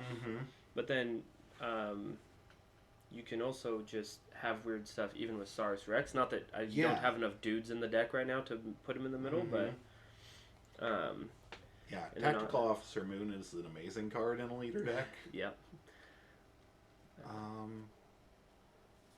See, I really want to call Saurian here, but I also really want to call Star Alliance. I think I call Star Alliance here. No. I will call Saurian, because it's the same either way, and I think this is the better play. But I get to draw. I wish I had a Chan out and ready. That would make this call so much easier. Yeah. And it's because then you get to use a creature and play a card out of turn. Yeah. Yes, that is quite good. It feels weird. Like, I haven't called Logos and haven't really wanted Not to since call... you put the Discombobulator down. And played the Tau Tau Vapors off of him to draw 2 Star Alliance cards. Right. Yeah, we're going to go Saurian. I'm probably going to regret it, but I will Reap and Exalt to game 2. Saurus Rex is going to kill Dexter. He'll go on top like a chump. Take 3. if he's in the center. I can't choose to exalt him. That would be epic if you could. And Brooded on Auxiliary is going to reap. And then I'm going to Axiom. Here, I actually think I ward the Brooded on Auxiliary. Sure. And that kills these two. The ward goes off. Dust Up is going to gain me 2. And I get 2 chains. There was no way around the gaining 2. And I think that was my line of play because that board had to go. Yeah. Doesn't get me into check, which Star Alliance would have, but I would have lost at least the Questor Jarda, who I think is probably your best Saurian. So I will shed a chain and pass turn. Okay. I'll forge for 6.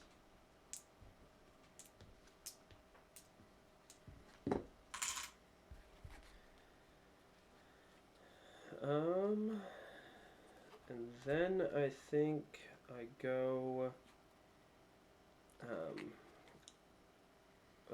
This feels kind of dumb, but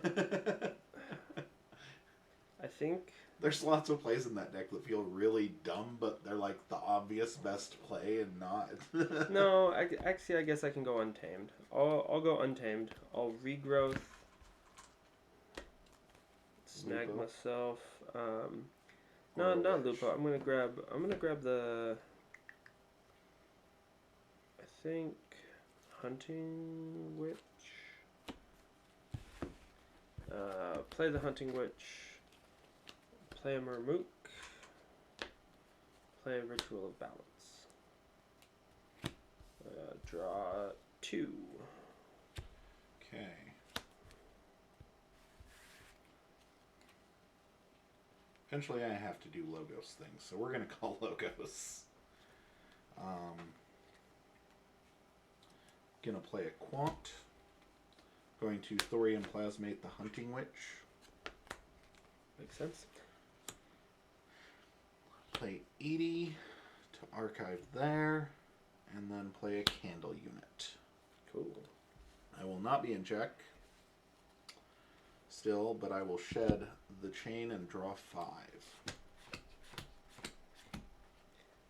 Okay. I think I sat on that Logos turn for way too long because I had these 3 creatures in my hand for ever. It felt like. Yeah. So I think I also need to go Logos finally. Effervescent Principle. I lose 1, you lose 3. I gain a chain. 3 amber for a chain feels like a decent. I mean, it's a swindle. Yeah. Without the steal. Dexter, Anomaly Explorer, and then let's get wild. Neurosiphon. If you have more amber than me, nope, just get a pip. Yep. Which is what that card does. Yeah, it is a pip. Then I will ready up, draw 3 and shed that chain I just gained. Okay.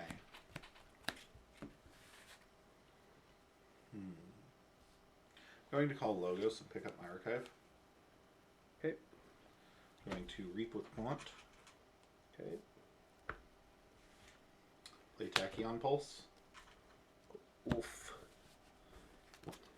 Exhaust Comm Officer Kirby. Candle Unit is going to kill the Dexter. Because he goes on top. Because he Dexter, goes on you got top. about 1 more turn before I discard you, buddy. I will play an Igor. Look at the top 3. That's a really crappy 3. I'm going to keep that. I will discard Senator Shrix and the Stunner. Which I did not want to do. Play Automaton. Play Babbling Bibliophile. This Logos almost... it's like, hey, they're all going to die, but you know what? Edie is just going to reap. Okay. I'm still not in check because of the Murmook. Yep. I was hoping to hit a pip off of the Igor that I could play this turn, but I will ready up and draw 3. So now I have a weird choice to make. I think I'm just going to go with my plan. I'm already way far behind. Let's go ahead and go Untamed. Save the pack. Get rid of that guy. Gain a chain. Then I'm going to Nature's Call. Okay. Returning these 3. Okay. Ward. Yep. And then you get that amber. Trade. Okay. So it'll let you forge, but it also puts me at 8. So I will draw 2 and shed my chain. Okay. I will forge. And then Shrek me with Babbling Bibliophile plus Quant, which is going to get you insane value, I think.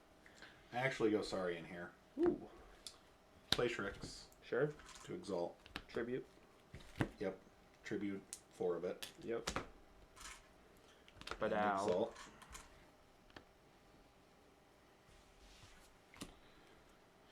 Play Auxiliary.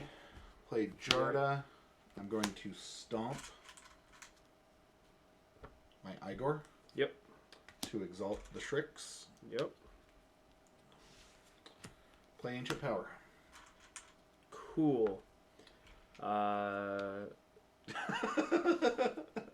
gonna go Dis. I'm gonna play Drumble and capture your Senator Shreks onto my Drumble. That's exactly what I was thinking was, yeah, Drumble's, you got it. Yeah. Yeah, that's this and Tribute. It's insane. That's Wait, there's 2 Ancient Powers in? Yep. Oh my gosh. yeah. You just ran away with the Kirby early there. Well, and that was kind of, I was going, well, if he kills the Kirby, I kept the Tribute off of the Igor because I was going, well, I can do Kirby shenanigans with Tribute. I shuffled the bottom chunk of my deck in upside down. So yeah, that was fun. I know it's my hand actually. Okay, so now we bid, right? Yeah. Okay, it's my deck, so I start the bidding at 0. I'll bid 3 chains. 6. You can have it for 6. I didn't feel good letting you have it for 5. Right, and so I was like, I would have yeah. to make you decide if you're gonna go, go up with it to 7. I would have let you have it. So I'll play first because I think playing first gets way better as soon as you have chains. Mm-hmm. Yeah, and my thing there was at 5 I was going to take it.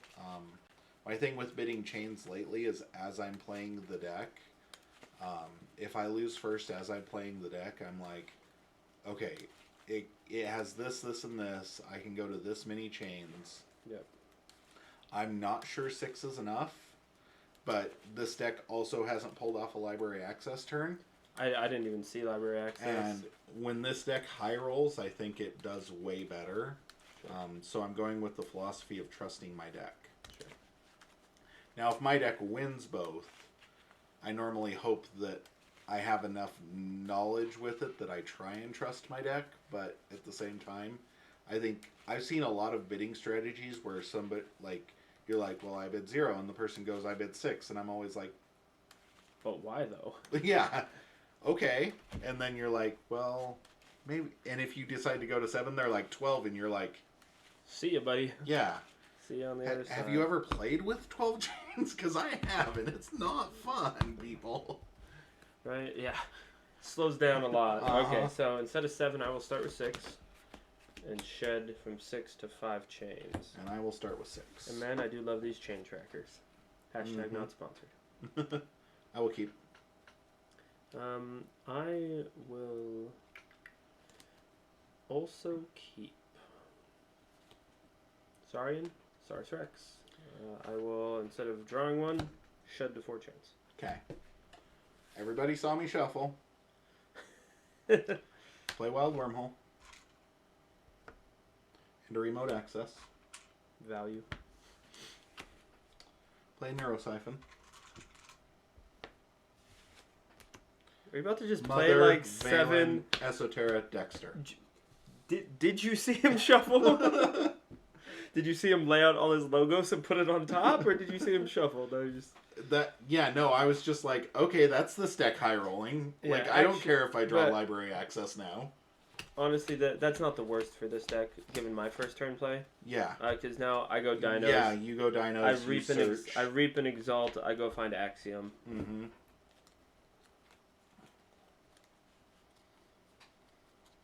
The aim there isn't necessarily that I care about the Logos living. It's the fact that I get to draw 7 cards.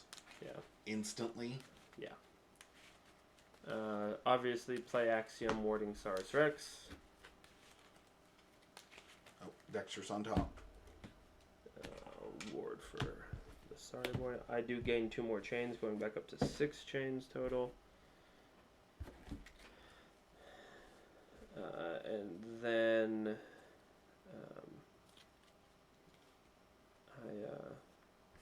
oh shoot. Can we rewind a second so I can play Failing Strike without shooting my own dude in the face? So I shot your mother and then killed her, just to be rude. So now I'll ready up, draw 1, shed to 5. Okay. I am going to call Untamed. Okay. Going to play Lupo, shooting the Saurus. Pop. Playing Nature's Call.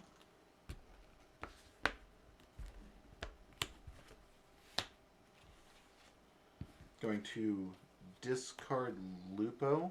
Really? Play Regrowth. To get back Lupo. Because I didn't want one of the Logos creatures. Sure. I will play Lupo. I will ready. I will check with 6, and I will draw 2. 1, 2. I will go Logos, Dysania, Quant, Thorium Plasmate for the Pip, Discombobulator on Dysania. Which the Discombobulator doesn't seem to do much. Mm-hmm. So I will draw 3 and shed to 4 chains. I'm going to Forge. Yup. Saurus Rex lets you search your library for a Saurian card. Yeah. I'm going to call... I'm really tempted to call that, but I call this. I'm going to call Untamed. Lupo the Scarred is going to Reap. Okay. Going to Nature's Call. I am going to return both of yours. I am going to play Witch of the Eye. Nice. I will ready and draw 2. Okay. Saurian, Auxiliary. Shrix will get an Amber on himself. Saurus Rex. I'll draw 1, shed to 3 chains. Okay. Going to call Untamed. Yep. You get a turn to reap with a witch. Yep. I will Reap with the Witch. I broke the first rule of Keyforge. Get Nature's Call back. Yep. Play Nature's Call. Bounce your 3 Saurians. Yep. Should have thought about that before exalting my dude. I think. Reap with Lupo. I literally think I lose here. Right? Because every turn now you can Nature's Call. Yeah, and it's the Nature's Call lock. That's what it is. I am going to... What is in here? I don't know that I play this Regrowth, honestly.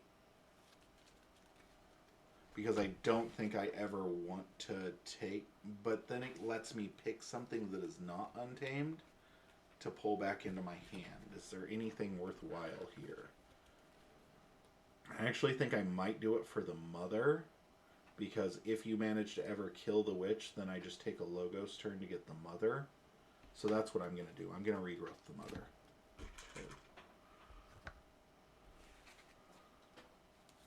Because you know I have the Dexter, so yeah, I have at least 2 Logos. Yeah. Yeah. Okay. Ready up? I'm gonna discard the 3 Saurian dudes and shed a chain. Okay.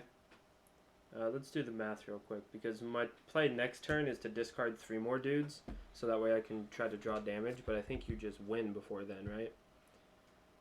1, 2, 3, 3, 3. Yeah, because you have 6. Yep. Yeah. Okay, I lose. Damn. That's quick. Well, okay. And here's the thing that everybody has to remember, and I honestly try and tell a lot of people, is Keyforge tilts me. It tilts me when I lose. Ryan can attest to this. I get tilted.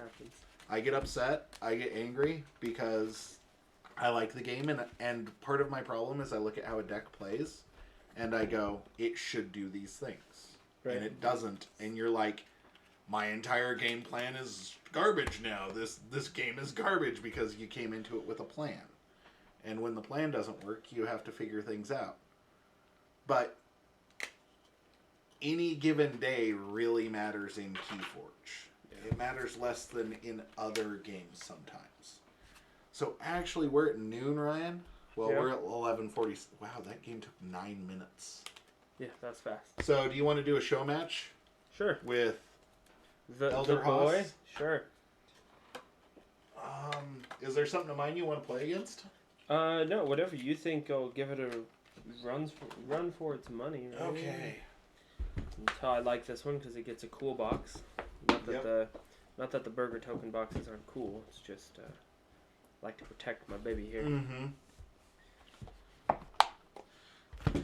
And this should go into a box, but it's not power level 4 greater. Yeah. You gotta earn it. Yeah. The Arrow Skull, on the other hand, lives in its box.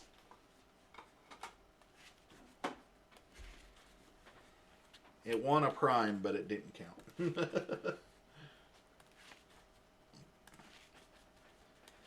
Okay, I'm sure you've forgotten the list, so there you go.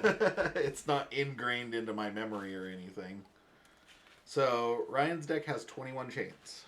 It does. But this deck did beat it at our prime, right? Yep. Because Taliga just messed me up. Yeah. I actually... It's funny that you say that because... Was it not actually this deck? I thought it was. It is this deck, but I found I have a clay deck with Taliga and Word of Returning in it. Nice. I collect decks with my name. I'm still looking for one that has 3 bad pennies, or 4, or 6, or 20. His accountant says that the amount of money he would spend is irresponsible. Yep. So if you are out there anywhere and you have a deck with clay in the name, and you have 3 or more bad pennies, let me know and tell me what your price is, because I will probably be unreasonable. And by unreasonable, I might give you $20 for the most garbage triple bad penny deck on the planet because it has clay in the name. And then Ryan and Tom would spend the next 7 weeks going, you can't play that at Worlds. That's not an adaptive deck. But they won't. No. No, Clay. They would never expect me to play the bad penny instead of discard the bad penny. They won't see it coming. Yeah, this deck is just... This deck here can just outrace. And that's the hope. Especially with Taliga coming down first, because this deck wants to be like, here's all my Mars dudes. Mm-hmm. And if I do that and give you 7 Amber, I lose. Yeah. And this deck is... The Mars is actually really good against Mars. Yeah. Just dropping a Tunk and throwing a Jammer pack on him with a Grabber Jammer is insanely good because you're just perma-lashed at that point in time. It's not so good against Genka. Sure. But when you have too much to protect, it's a little good. And the Deep Probe, just knowing that you want your Mars dudes. And if and you just know that deck list so well by now, because you know we've played about 1,000,000 times. Yeah. That you can just math it out a little bit in your head, even to be like, oh, it's probably whichever house. Okay, I am going to type these into chat really quick. Don't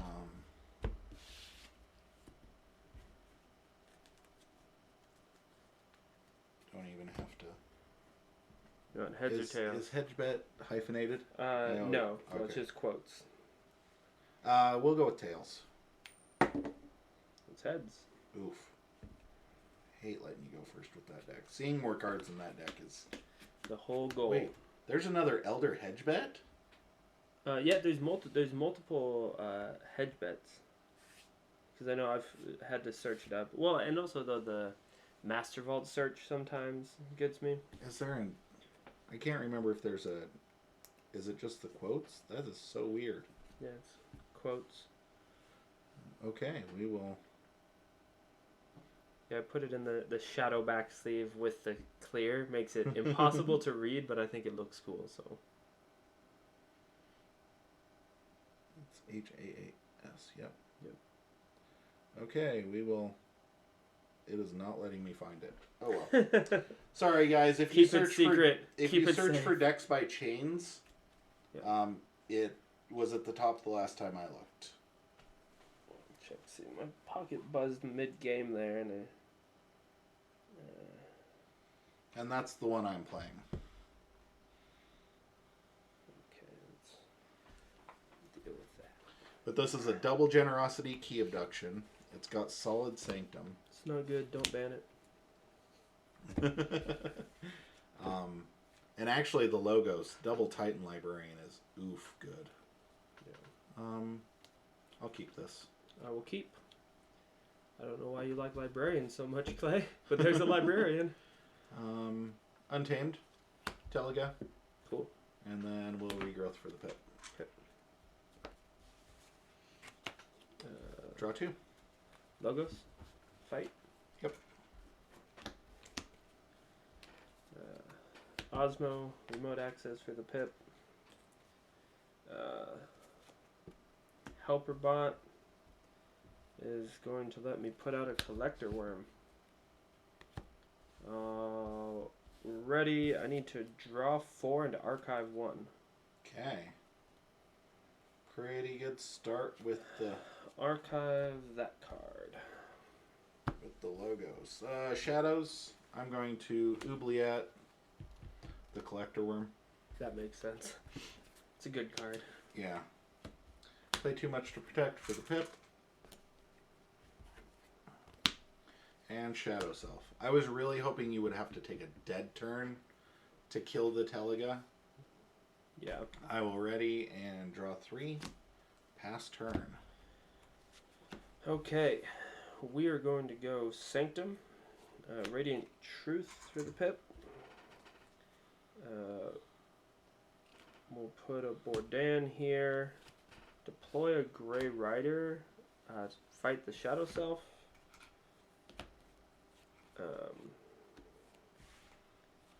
Smite the Grey Rider. Ready, fight the Shadow Self. Ready, fight the Shadow Self. Okay. And then I will draw 5 and archive 1. I will archive. I'll archive that one. Okay. We're going to go Mars. Okay. And we're going to start out with a Deep Probe. Okay. Calling House Mars. Okay. Reveal my hand. Brain Eater, Research Smoko, Zorg, Maruk, and Doorstep. Okay. I am going to play a Mass Abduction, and I'm going to archive the Titan Librarian. See you later, buddy. You did a good job. Play Grabber Jammer, and then put a Jammer pack on Grabber Jammer. Okay. Now we're ready, and draw 4. This is a rare circumstance. I'm going to get to actually use Osmo for value. Logos. We got ourselves a Brain Eater, a Smoko. We got a Reap, choosing to stun a Mars creature. And then we got ourselves a Reap here. And then I will draw 4. Archiving none. Okay. No cat. Alrighty. Nobody. We are going to call Untamed, and I'm going to Lost in the Woods. Obviously choosing my Grabber Jammer. Okay. And let's go ahead and get the Brain Eater. Okay. And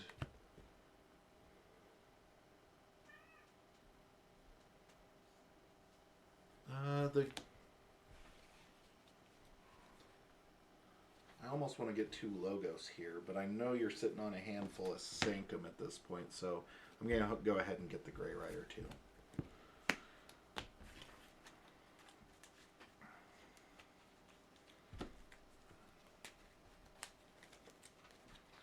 I hate shuffling upside down because I like to have it upside down here, so Right, I draw them yeah. right side up, but then when I try to shuffle.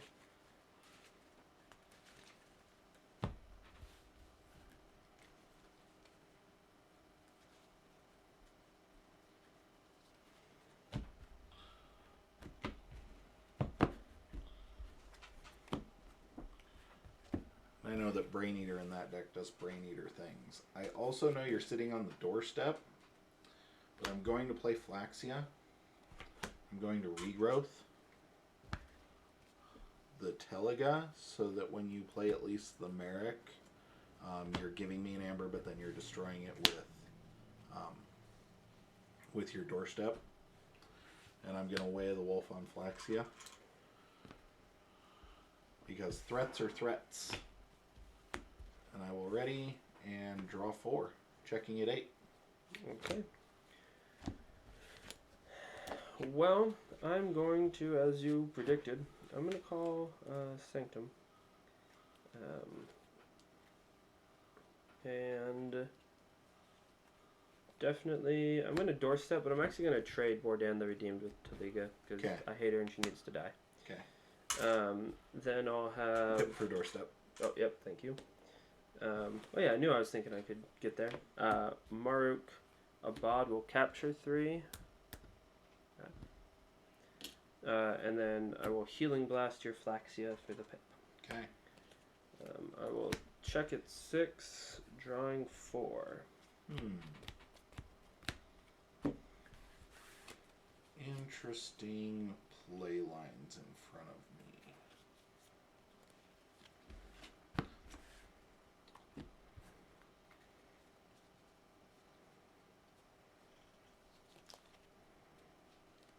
I'm beginning to wonder if this deck likes me or hates me at the moment.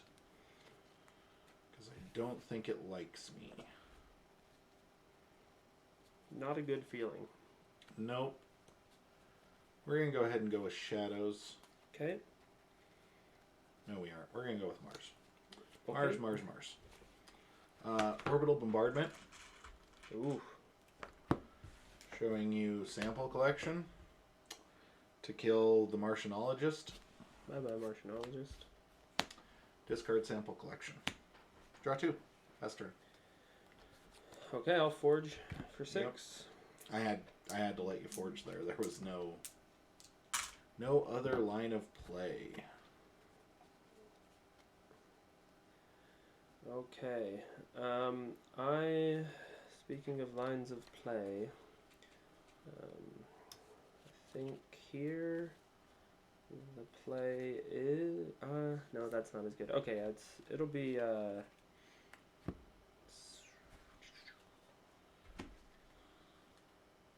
yeah, it'll be Sanctum. Reap, which basically goes on here. Reap. Okay. Then I drew back into the Grey Rider. He's going to come down here, and then they'll fight. So capture 1 and take 3. Yep. And then I'll ready up and draw 1.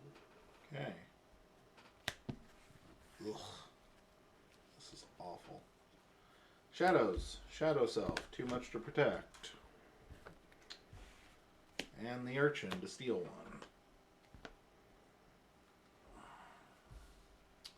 Draw 3 and still lose the game, no matter how many I draw. So I haven't seen any of my actual decent creatures and no removal.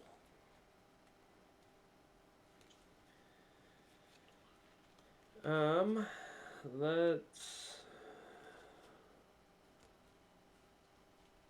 I guess. No, see, now I'm in a kind of awkward spot. I think I just keep going with what's working. So I'll go Sanctum. I'll Reap. I don't think the Shadow Self really matters, so we'll Reap. Reap. Which will let me ready and fight the Shadow Self. Okay. Which has 5 damage marked on him. Mm-hmm. Golden Aura to heal marked. And then I will ready up. Draw 1. Okay. Shadows. Yep. Silent Dagger on the Urchin. Okay.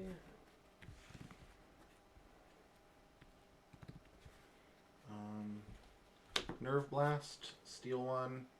Hit above the Grim. For flank creature. Yeah. So, Reap. Killing it. Yeah. I was thinking Grey Rider, but Yeah, I wanted to kill a bot. Yeah. And then I'm going to Ghostly Hand. And Reap. Check with 11. Draw 3. Okay, it's that time. Yep. Mars, pick up the archives. We will go Resonator, Stormcrawler, Harvester. Mars first to Reap there will gain me a net 3 amber. Yep. 2, 3. Generosity for 14, or do you have the other pit? Generosity for 14.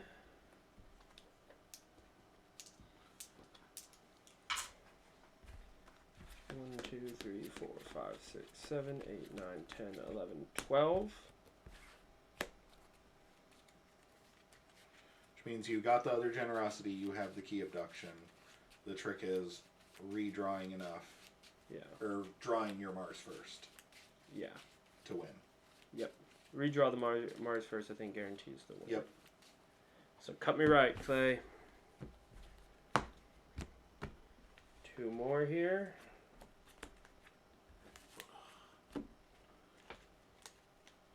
Hit. Do not redraw it. Let's separate out what we need and don't need.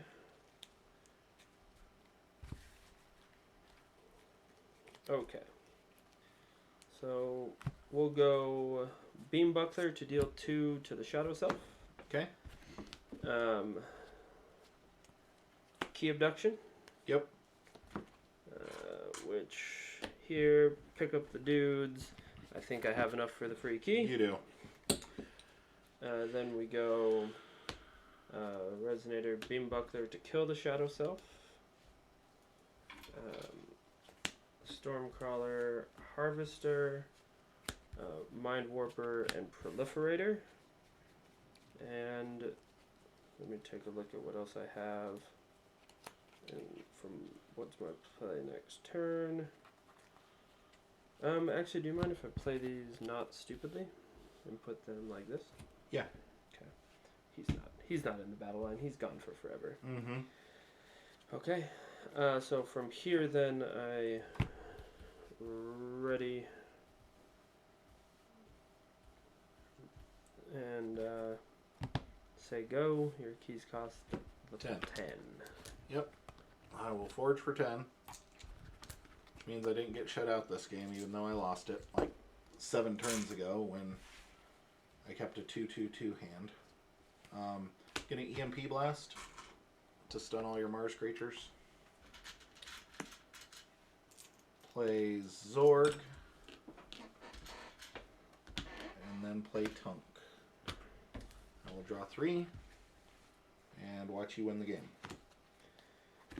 So with the stun here, I can't just flat out win the game, right? Since Well, yeah, but yeah, you're delayed for a whole turn because I couldn't redraw my EMP blast. Yeah.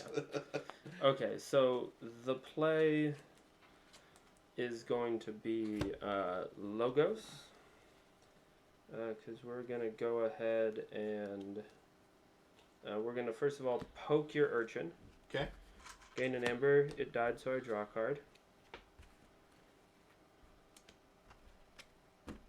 Then I'm gonna put Archimedes down here, just out of the camera, I think. Yep. Research Smoko is gonna go ahead and actually, do I? Yeah, I do that because then it's just no. Wait, let me math. Yeah, so I fight Tunk. He archives himself and the top card because of Archimedes. Right. Yeah. Helperbot is gonna run into Tunk to archive himself as well. Yep. And then we're just gonna make all our Mars dudes get real cozy, and we'll go with Igor. We will dump Believe it or Volador not, and Abad. the deck's beatable. Yeah. But not when I'm literally sitting on 2/2/2 the entire Yeah. game. Like, Sloppy lab work. I'll archive this card. Discard. Honestly, just discard a Zorg.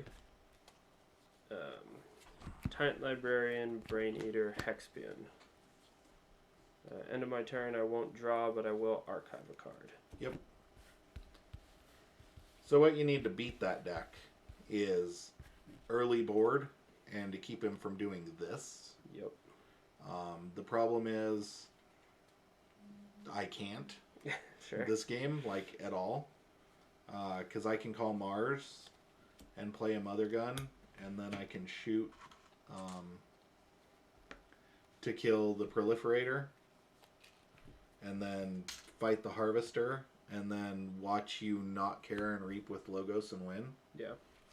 Or watch you not care and do Sanctum things and win. Well, because of the... Because there's literally... The reason why I fought with everything was because now I have Helperbot and Martian Generosity, right? To be able to be like, Logos, reap out, Helperbot, Generosity, draw everything. Yeah. And then I just guarantee the win Yeah. the next turn. But honestly, Titan Librarian is... Having that early is great. Obviously, this Dysania can be brutal against this deck. If it, archives a bunch and then you're like, never mind, you don't have it anymore. I think Dysania is much less important than making you change. Like, yeah. If I'd managed to keep Telega on the board there, or Yep. keep you off of Logos for a turn, and like drop my Shadow Self right next to her. Right, because if my game plan had been play Titan Librarian and then play 2 non-Logos cards around it to turn it on, I would have to instead go, nope, Logos, kill Taliga, go. Yeah. Which would have been the dream scenario for you to Yeah. slow me down. But since I had the Logos guys, it was just kill Taliga, and then get the extra archive. Yeah. And you saw the Xanthix Harvester at the right time. Me seeing the Xanthix Harvester earlier is better for me because then I can kill it. Yep. When I get to play it, Mars first it for 3 amber. It's ridiculous. Because then, you have the Generosity. Xanthix Harvester and Titan Librarian are really what make that deck work. Yeah. And Mars first also gets a lot of value out of, like, Collector Worm. Obviously, you purged him early, but Collector Worm to do nonsense. Yeah. Where you just either reap and then take their best guy, or take their 2 best guys if they're small dudes like Taliga. And I actually think that was a mistake. I think I should have let you keep Collector Worm, because in that deck, you have an archive and you want to pick it up at some point in time. Whereas this deck, if I archive your stuff, it's never getting picked up because I have literally 0 archive and 0 ability to archive anything. So I think taking the risk on your Collector Worm there would have been better for me, and I should have purged either your Smoko or your Helperbot. Probably the Helperbot at that point in time, because I know what stupid stuff it does in that deck. Yeah. Being able to Genka off Helperbot. Oh. Oh, are we just best of 3? Yeah, we're just best of 3 in this. Sure.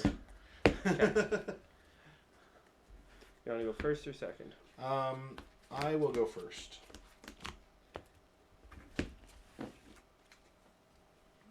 I will keep. I will also keep. Teliga, go. Oh, big oof. Okay, I will give you 3 amber. And I'll ready and draw 3 myself. Okay.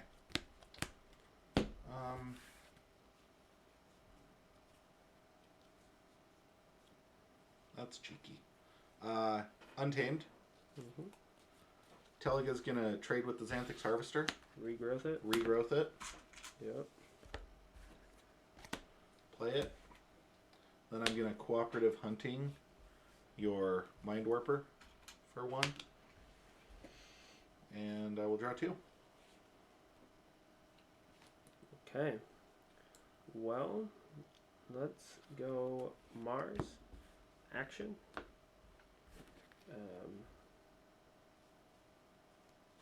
Then give you an amber.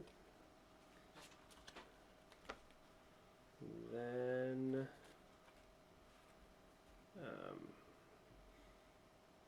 reap. I was gonna say fight it for 1. Yeah, it's like, does that matter? And then let's go ahead and draw 4 cards. 1, 2, 3, 4. Nope. Did not hit anything, Mars. That's not what I wanted. Go ahead. Okay, we are going to call Mars. I'm going to Orbital Bombardment. Uh-oh. About to get blown up. 1, 2, 3. 2, and then we'll just do 3 damage to the Stormcrawler because I can't kill the Collector Worm. Yeah. And then I'm going to EMP Blast to stun all your Mars dudes. Seems good. Play Tunk. Put Jammer Pack on Tunk. Check with 7. Draw 4. Alright. Sanctum. Doorstep. It's really good for me. Mark the Marked. Gray Rider. Kill Teliga.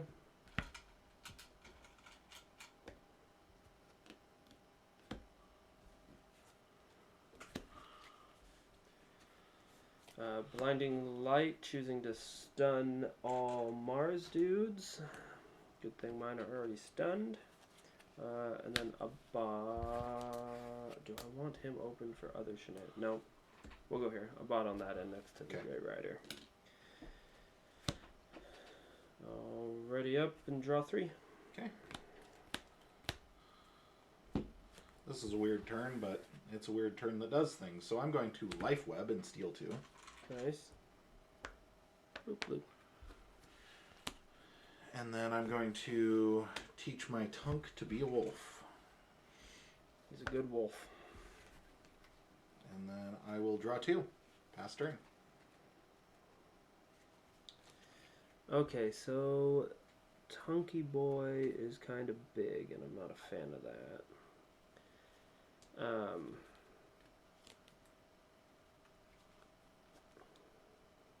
Let's...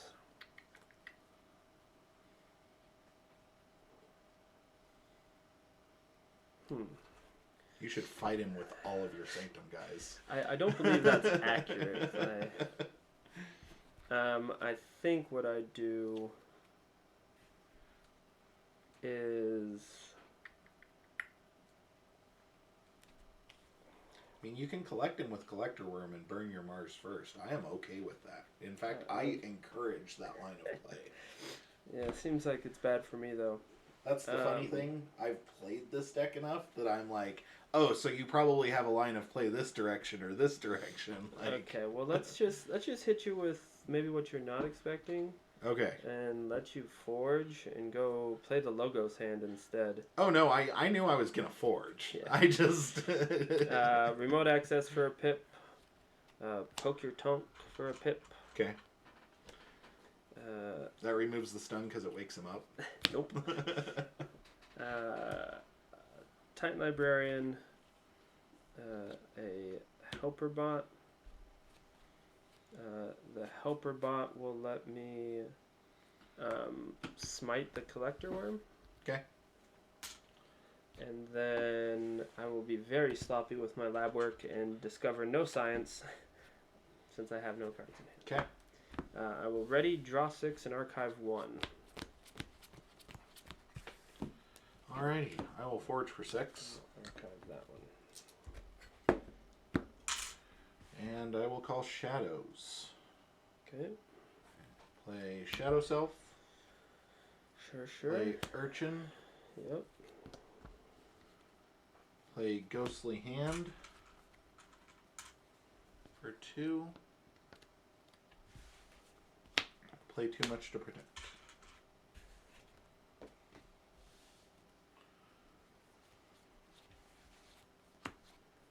I will ready and draw 4.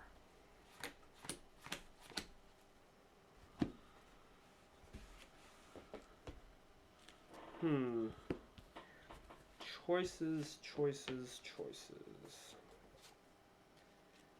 I think since he's already stunned, I'm not convinced that that really matters.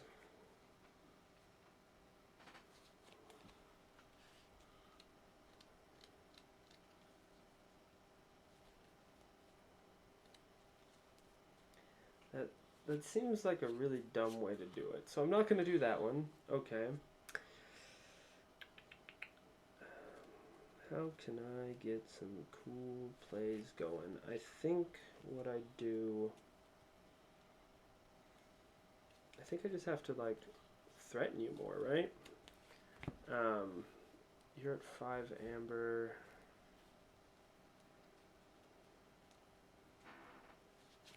Yeah, let's just go Sanctum. Reap, which basically moves that. Fight. I actually do think I want to fight here. Mm-hmm. Because I'm going to fight the Shadow Self. Okay. I'm going to Reap here, getting to 5, and then kill the Shadow Self. Okay. That's why I didn't bother reaching for damage. And then... Is it better to be at 5? I think it's better to be at 5. Or no, because my keys cost more. I'm going to heal Mark the Marked. Okay. Go to 6. Then already I will draw 2 and archive 1 off the librarian. Okay. Archive that one. There are many lines of play that put me into check, but I think the way I threaten you the most is with this line of play.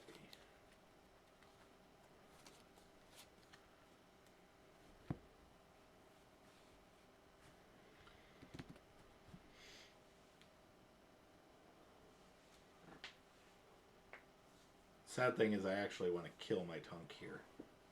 Right, you want Tunk to die so that I forge, so I can't Generosity. Mm-hmm.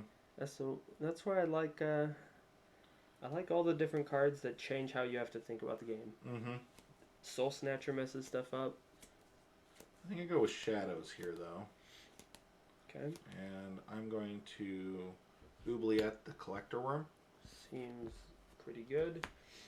It's not like that's happened to him before. Going to Relentless Whispers to kill your Grey Rider and steal one. Yep. Because I think if you have the combo, you have the combo. Like, that's the thing is I can't play around the combo forever. Yeah, I agree. Reap with Urchin.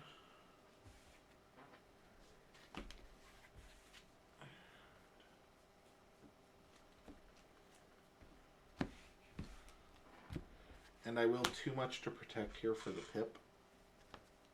Because getting there faster matters at the moment. I will ready and draw 3. Stunned? This guy? Oh, yep. He is stunned. I need to be good about remembering that. Okay, what are you at? 9. Cool. Mars. Pick up the archives. Unstun.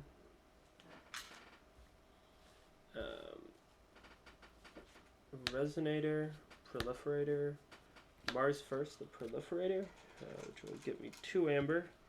And I'm actually going to go ahead and archive this Martian Generosity. Yep.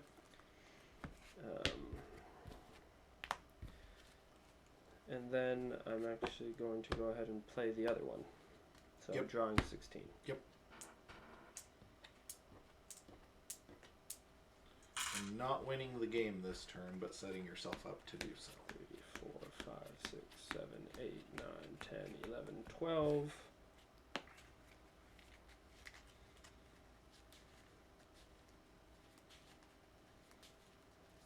It's Right, a yeah. little slow with this draw, and I knew it. I got the deep probe in hand. Which means you aren't going to have any Logos creatures to play, but Yeah, other sure. than that. So I was at 12, 13, 14, 15, 16. Alright, so whenever I do this, the second shuffle gets them all upside down. Mm-hmm. Okay. So stuff, stuff, stuff, stuff. Ooh. That's some pretty cool stuff, guys. So that goes there. Beam Buckler is going to come down and shoot your Urchin. We're going to abduct some keys.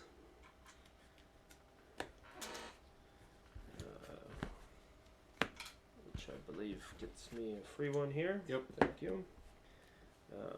And then we're going to go ahead and put him in the middle. Zorg will stun himself. I guess I should play some things on that end, but Beam Buckler is going to shoot Zorg and move him. Yep. Then we have Harvester, Stormcrawler here, Mind Warper, Proliferator, Mars first, the Proliferator, to tuck that, getting 2 amber. Mm-hmm. Already, and archive 1 off of the Librarian. I'll archive that card. So we're gonna play it out, but it is game over, people. Yeah. I have the guaranteed win. Yeah, right there. Yeah. But I am going to call Mars, and I'm going to deep probe Logos. Okay, so I'll lose a Hexpian, Archimedes, Smoko, Martianalis, Igor, Brain Eater, and then show you the rest of my Sanctum stuff. It should be gain 1 for each card discarded this way. That would be really, really good.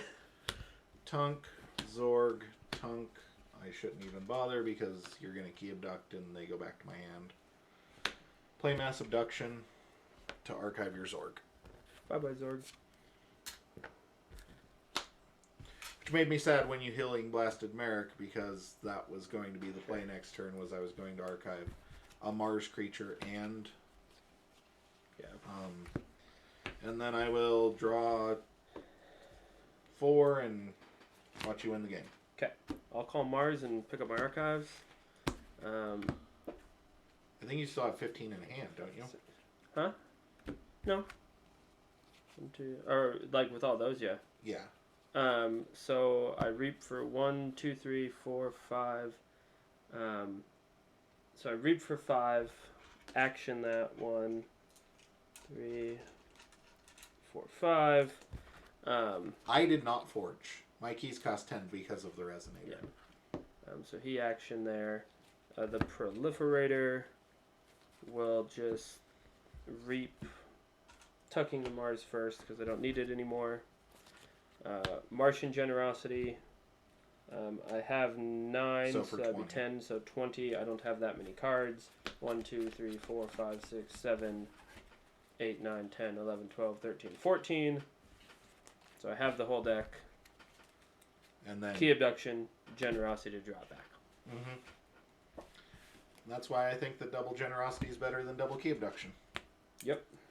Because sure, you can forge 2 keys with that, but You know what's better than forging 2 keys in a turn? Forging 6. Forging infinity. Well, I guess it would be 6, right? Yeah, There is a rule of 6. As a judge, I would rule of 6 you, Ryan. You can't do that infinitely. Would it be rule of 6, or would it be shut up, you jerk? You already won with 3 keys. You don't need 3 more. Yeah, I just couldn't get there today. Yeah, well, and that's the thing. If this deck loses to decks that either make it stumble by, like you were saying, having a board and then pressuring, or I've been beaten by a lot of race decks too. Because if you're like, okay, next turn you're gonna forge 3 keys, but I forged my 3rd first, like doesn't matter. This deck does beat that. Like, it lost at our prime. Yeah, and it wasn't. The second game wasn't close. Ryan didn't get a key the second game. Yeah, it was bad. It's when, and my memory of it is the Taliga, I had no answer for it. Both of these games, I had an answer. Yeah. Like I had to give you 3 amber. Yeah. At the start of this game, but I'll give you 3 amber and then not worry about Taliga anymore. Yeah, this deck does really well if I can drop a Shadow Self next to Teliga. And then get my Mars dudes out, because my Mars dudes are bigger than anything in that deck other than Brain Eater. Yep. I have a Zorg too. But yeah. But Zorg in that deck isn't nearly as good. Like there have been games where I've been able to, like, there's a Protect the Weak somewhere in here that I never actually played. Right? Where is it? Yeah, it's a pip. Yeah. But this deck does beat that deck. But like it's been fun to be like Zorg, and then next turn be like Protect the Weak, smite him to unstun him, or Grey Rider to unstun him, or both to unstun and get a fight out of him. So really, it's that this deck has a good storm of Logos and Sanctum support the Mars combo pretty well, because they can obviously doorstep's insanely good. Yeah. And I think the big thing about playing against that deck is remembering that you have to play into Ryan's answers, because Ryan has 4 answers total. They're all in Sanctum. Doorstep, Borden, Abad, and Merrick are... I mean, the Resonator is attacks, and he did win you that game, but draw order mattered a lot. For sure. That's what beats that deck. Yep. The too much to protects in this deck actually do nothing against that. They're just pips. Well, the reason I have them in, the reason I picked this deck for the prime was because race decks. Yep. I took this deck up to a prime in Lacey, and I top 8'd, but then I lost. It was adaptive, and I lost to. I stumbled, and his deck did well. We switched, and he opened with like 4 pips, and then the next turn was like Harvester, Mars First, Generosity, and it was basically over turn 2. So that's why I don't like playing this adaptive, because I hate it when my deck betrays me. Yeah. Well, that and playing with 21 chains, I can see how it would be easy to overbid as well. Yeah, and I ran into actually a weird storm of a couple other guys who do like podcasts and stuff who they know how to play Genka decks. So when I bid against them, I knew I had to bid high because they could play the deck well. Exactly. But then they also knew that I had to bid high. Yeah. So like one game, I ended up taking one match. I ended up getting my own deck back for 13 chains, and then when I finally got like combo assembled, he went restring Guntus next, and I played a couple more turns just playing 1 card a turn to try to find the poke to kill it. Yeah. And then it was just over. And then there's another one where I think I actually gave it to the guy for... He took it at 13 chains, but his deck was a race deck that had just barely lost to me game 1. And then it crushed me game 2, but I knew enough how to play, because it had like, Ghost Hawk? Yeah. And so there are things that it loses to. Yeah. Race, heavy, Sanctum or Saurian Capture, and then anything that's just board control, all your dudes are dead all the time, it can't reap. Funny enough, that deck loses to Sanctum a lot. Yeah. Anytime you can drop 4 or 5 big knights on it, it's just like Or you had that one deck that had double what's it, the guy the bulwark. Yeah, That yeah. and you put it around something that was Ember messing me Imp. up. Yeah. I have a triple control the weak deck that has double bulwark and Ember Imp. Yeah. That was brutal because your Ember Imp is 2 power, 4 armor, and Yeah. then I go. I guess I play Zorg and then something else and wait, and hopefully I can find a way through. But well, and if I remember right, the one time I got it really good is I controlled the weak you into Mars, dropped Ember Imp, and said go, and you were like Martian Generosity for I don't even remember like how many 4 cards or yeah. something. And then played one card, and you were like, I don't draw any. And then I was like, bulwark, and you went, well, I don't draw any for the rest of the game. Yeah. Well, I definitely think, yeah, there's definitely weaknesses to it. Yeah. Obviously, I like it. And it's Keyforge. And in my opinion, there exists 0 unbeatable decks. Yeah, and I think that the community in general, there's some decks where they're like, oh, it's just garbage. And it's like, there's decks that I think a lot of people think are garbage that are really okay decks, but you have to play them right. Yeah. For instance, my double redacted deck has never lost to that. Yeah, that's true. Because the Brobnar in it just smokes every creature you can get out. Yeah. And it's slow. Like, that deck doesn't generate a whole ton of amber. The only amber it generates is for the combo. Yeah. There's pips and logos that can help set it up, or pip helper bot generosity to get it on a logos turn to try to set up the next turn. Yeah. But the problem is that if this deck is playing something that can exploit a weakness like capture, if I'm like pip and you're like, cool, what, even like a raiding knight, capture one of it and then something else, and it's like, oh, now that I, instead of being at 5 amber, I'm at 3. Yeah. It's the difference. Yeah. And also decks that can give that deck amber. That deck hurt. That Generosity hates Brand. I'll say it right now. That has been funny. You don't want to kill the Brand. Like, Ryan would get to 5 and I'd be like, Brand, go. And he'd be like, oh, well, I forge.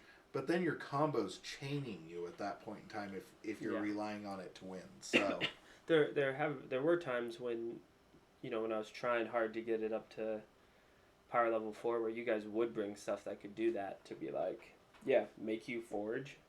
Like, of course, who was, I think it might have been Nathan one time, who was like, fertility chant. And I was like, but that put me to 5, and I was like, oh, buddy. Yeah. You've made mistakes in the past. We appreciate that, Titan Shock. He says, thanks for streaming, guys. Thanks for filling in for Tom Ryan. Not always able to watch. And watch for a few minutes here and there. I love streaming some live Keyforge. Yeah. I don't, unfortunately, my evenings are full up, so I don't get to play as often in organized play events as I like. So this is my way, honestly, of putting out there. Keep playing Keyforge. And I consider it successful that, it's just not my mom watching who doesn't even know what Twitch is. But your mom just made 6 accounts. Yeah. That's what it is, and we enjoy it, and I hope you enjoyed podcast afterwards. We went a little bit over time, but it's always fun to talk about, especially because, and I think that's a lot of it. There were a lot of people I saw when we posted up, because I shared it in the Keyforge group and on Reddit and all sorts of stuff about you getting that deck to 21 chains. Yeah. And the other thing to remember is the big thing with that deck was we were all playing Chainbound. Yeah. We all were trying to play with chains. And for a while there was a long time when I was stuck bouncing between like 15 and 16. Yeah. Because when you were bringing every week, you were like, basically, you were playing sealed against my deck, basically. There's a lot of decks that were only okay that beat it because, what do you know? Well, 15 chains is a lot of chains. And that triple control the weak Ember Imp deck. Oh, yeah. It's at power level 2 right now. It's garbage with chains on it. Yeah. It's Dis Sanctum Shadows, I think, and it's just garbage with chains on it. Like, but when it got up to like 4 chains, you were like, well, and that was the thing, was Ryan was going 2-1 a lot of the time. It wasn't like you were going 3-0 every week. At the start, you were, Yeah. But then you started, it was 2 and 1, and then it was 2 and 1 and 1 and 2 and 2 and 1 and 1 and 2. Well, and initially I really undervalued some of the plays. Like in our first game when I was like, Archimedes, just run my dudes into stuff. Mm-hmm. Initially I was like, I don't want to do that, whatever. Archimedes, I would try to put it around my good Mars stuff to save it. And then I learned, like, no, you just want to wheel through the deck. Yeah. And then, like, there was the time where board wipes were beating it really hard. And Well, then the Archimedes ruling ruling came out, that- and Ryan was like, Archimedes vomit the entire Well, board. I was just always, every time that happened, if I'd be like, Archimedes, and then somebody would board wipe, I'd be like, this rule is dumb, but I'm going to win now. Here's all my dudes. Because if you archive 6 dudes, then your key abduction's already a free key. Yeah. With no board. Yeah. So that's why. Thank you guys for watching. That's it for today. We will be back. I'm hoping Tom will be back on Thursday, and we'll start up from there. But also don't expect this to be the last time that Ryan's on the stream, because life happens, and Ryan's awesome. He will also be at Worlds with me and Tom. So thanks, you guys. Have a good one. See ya.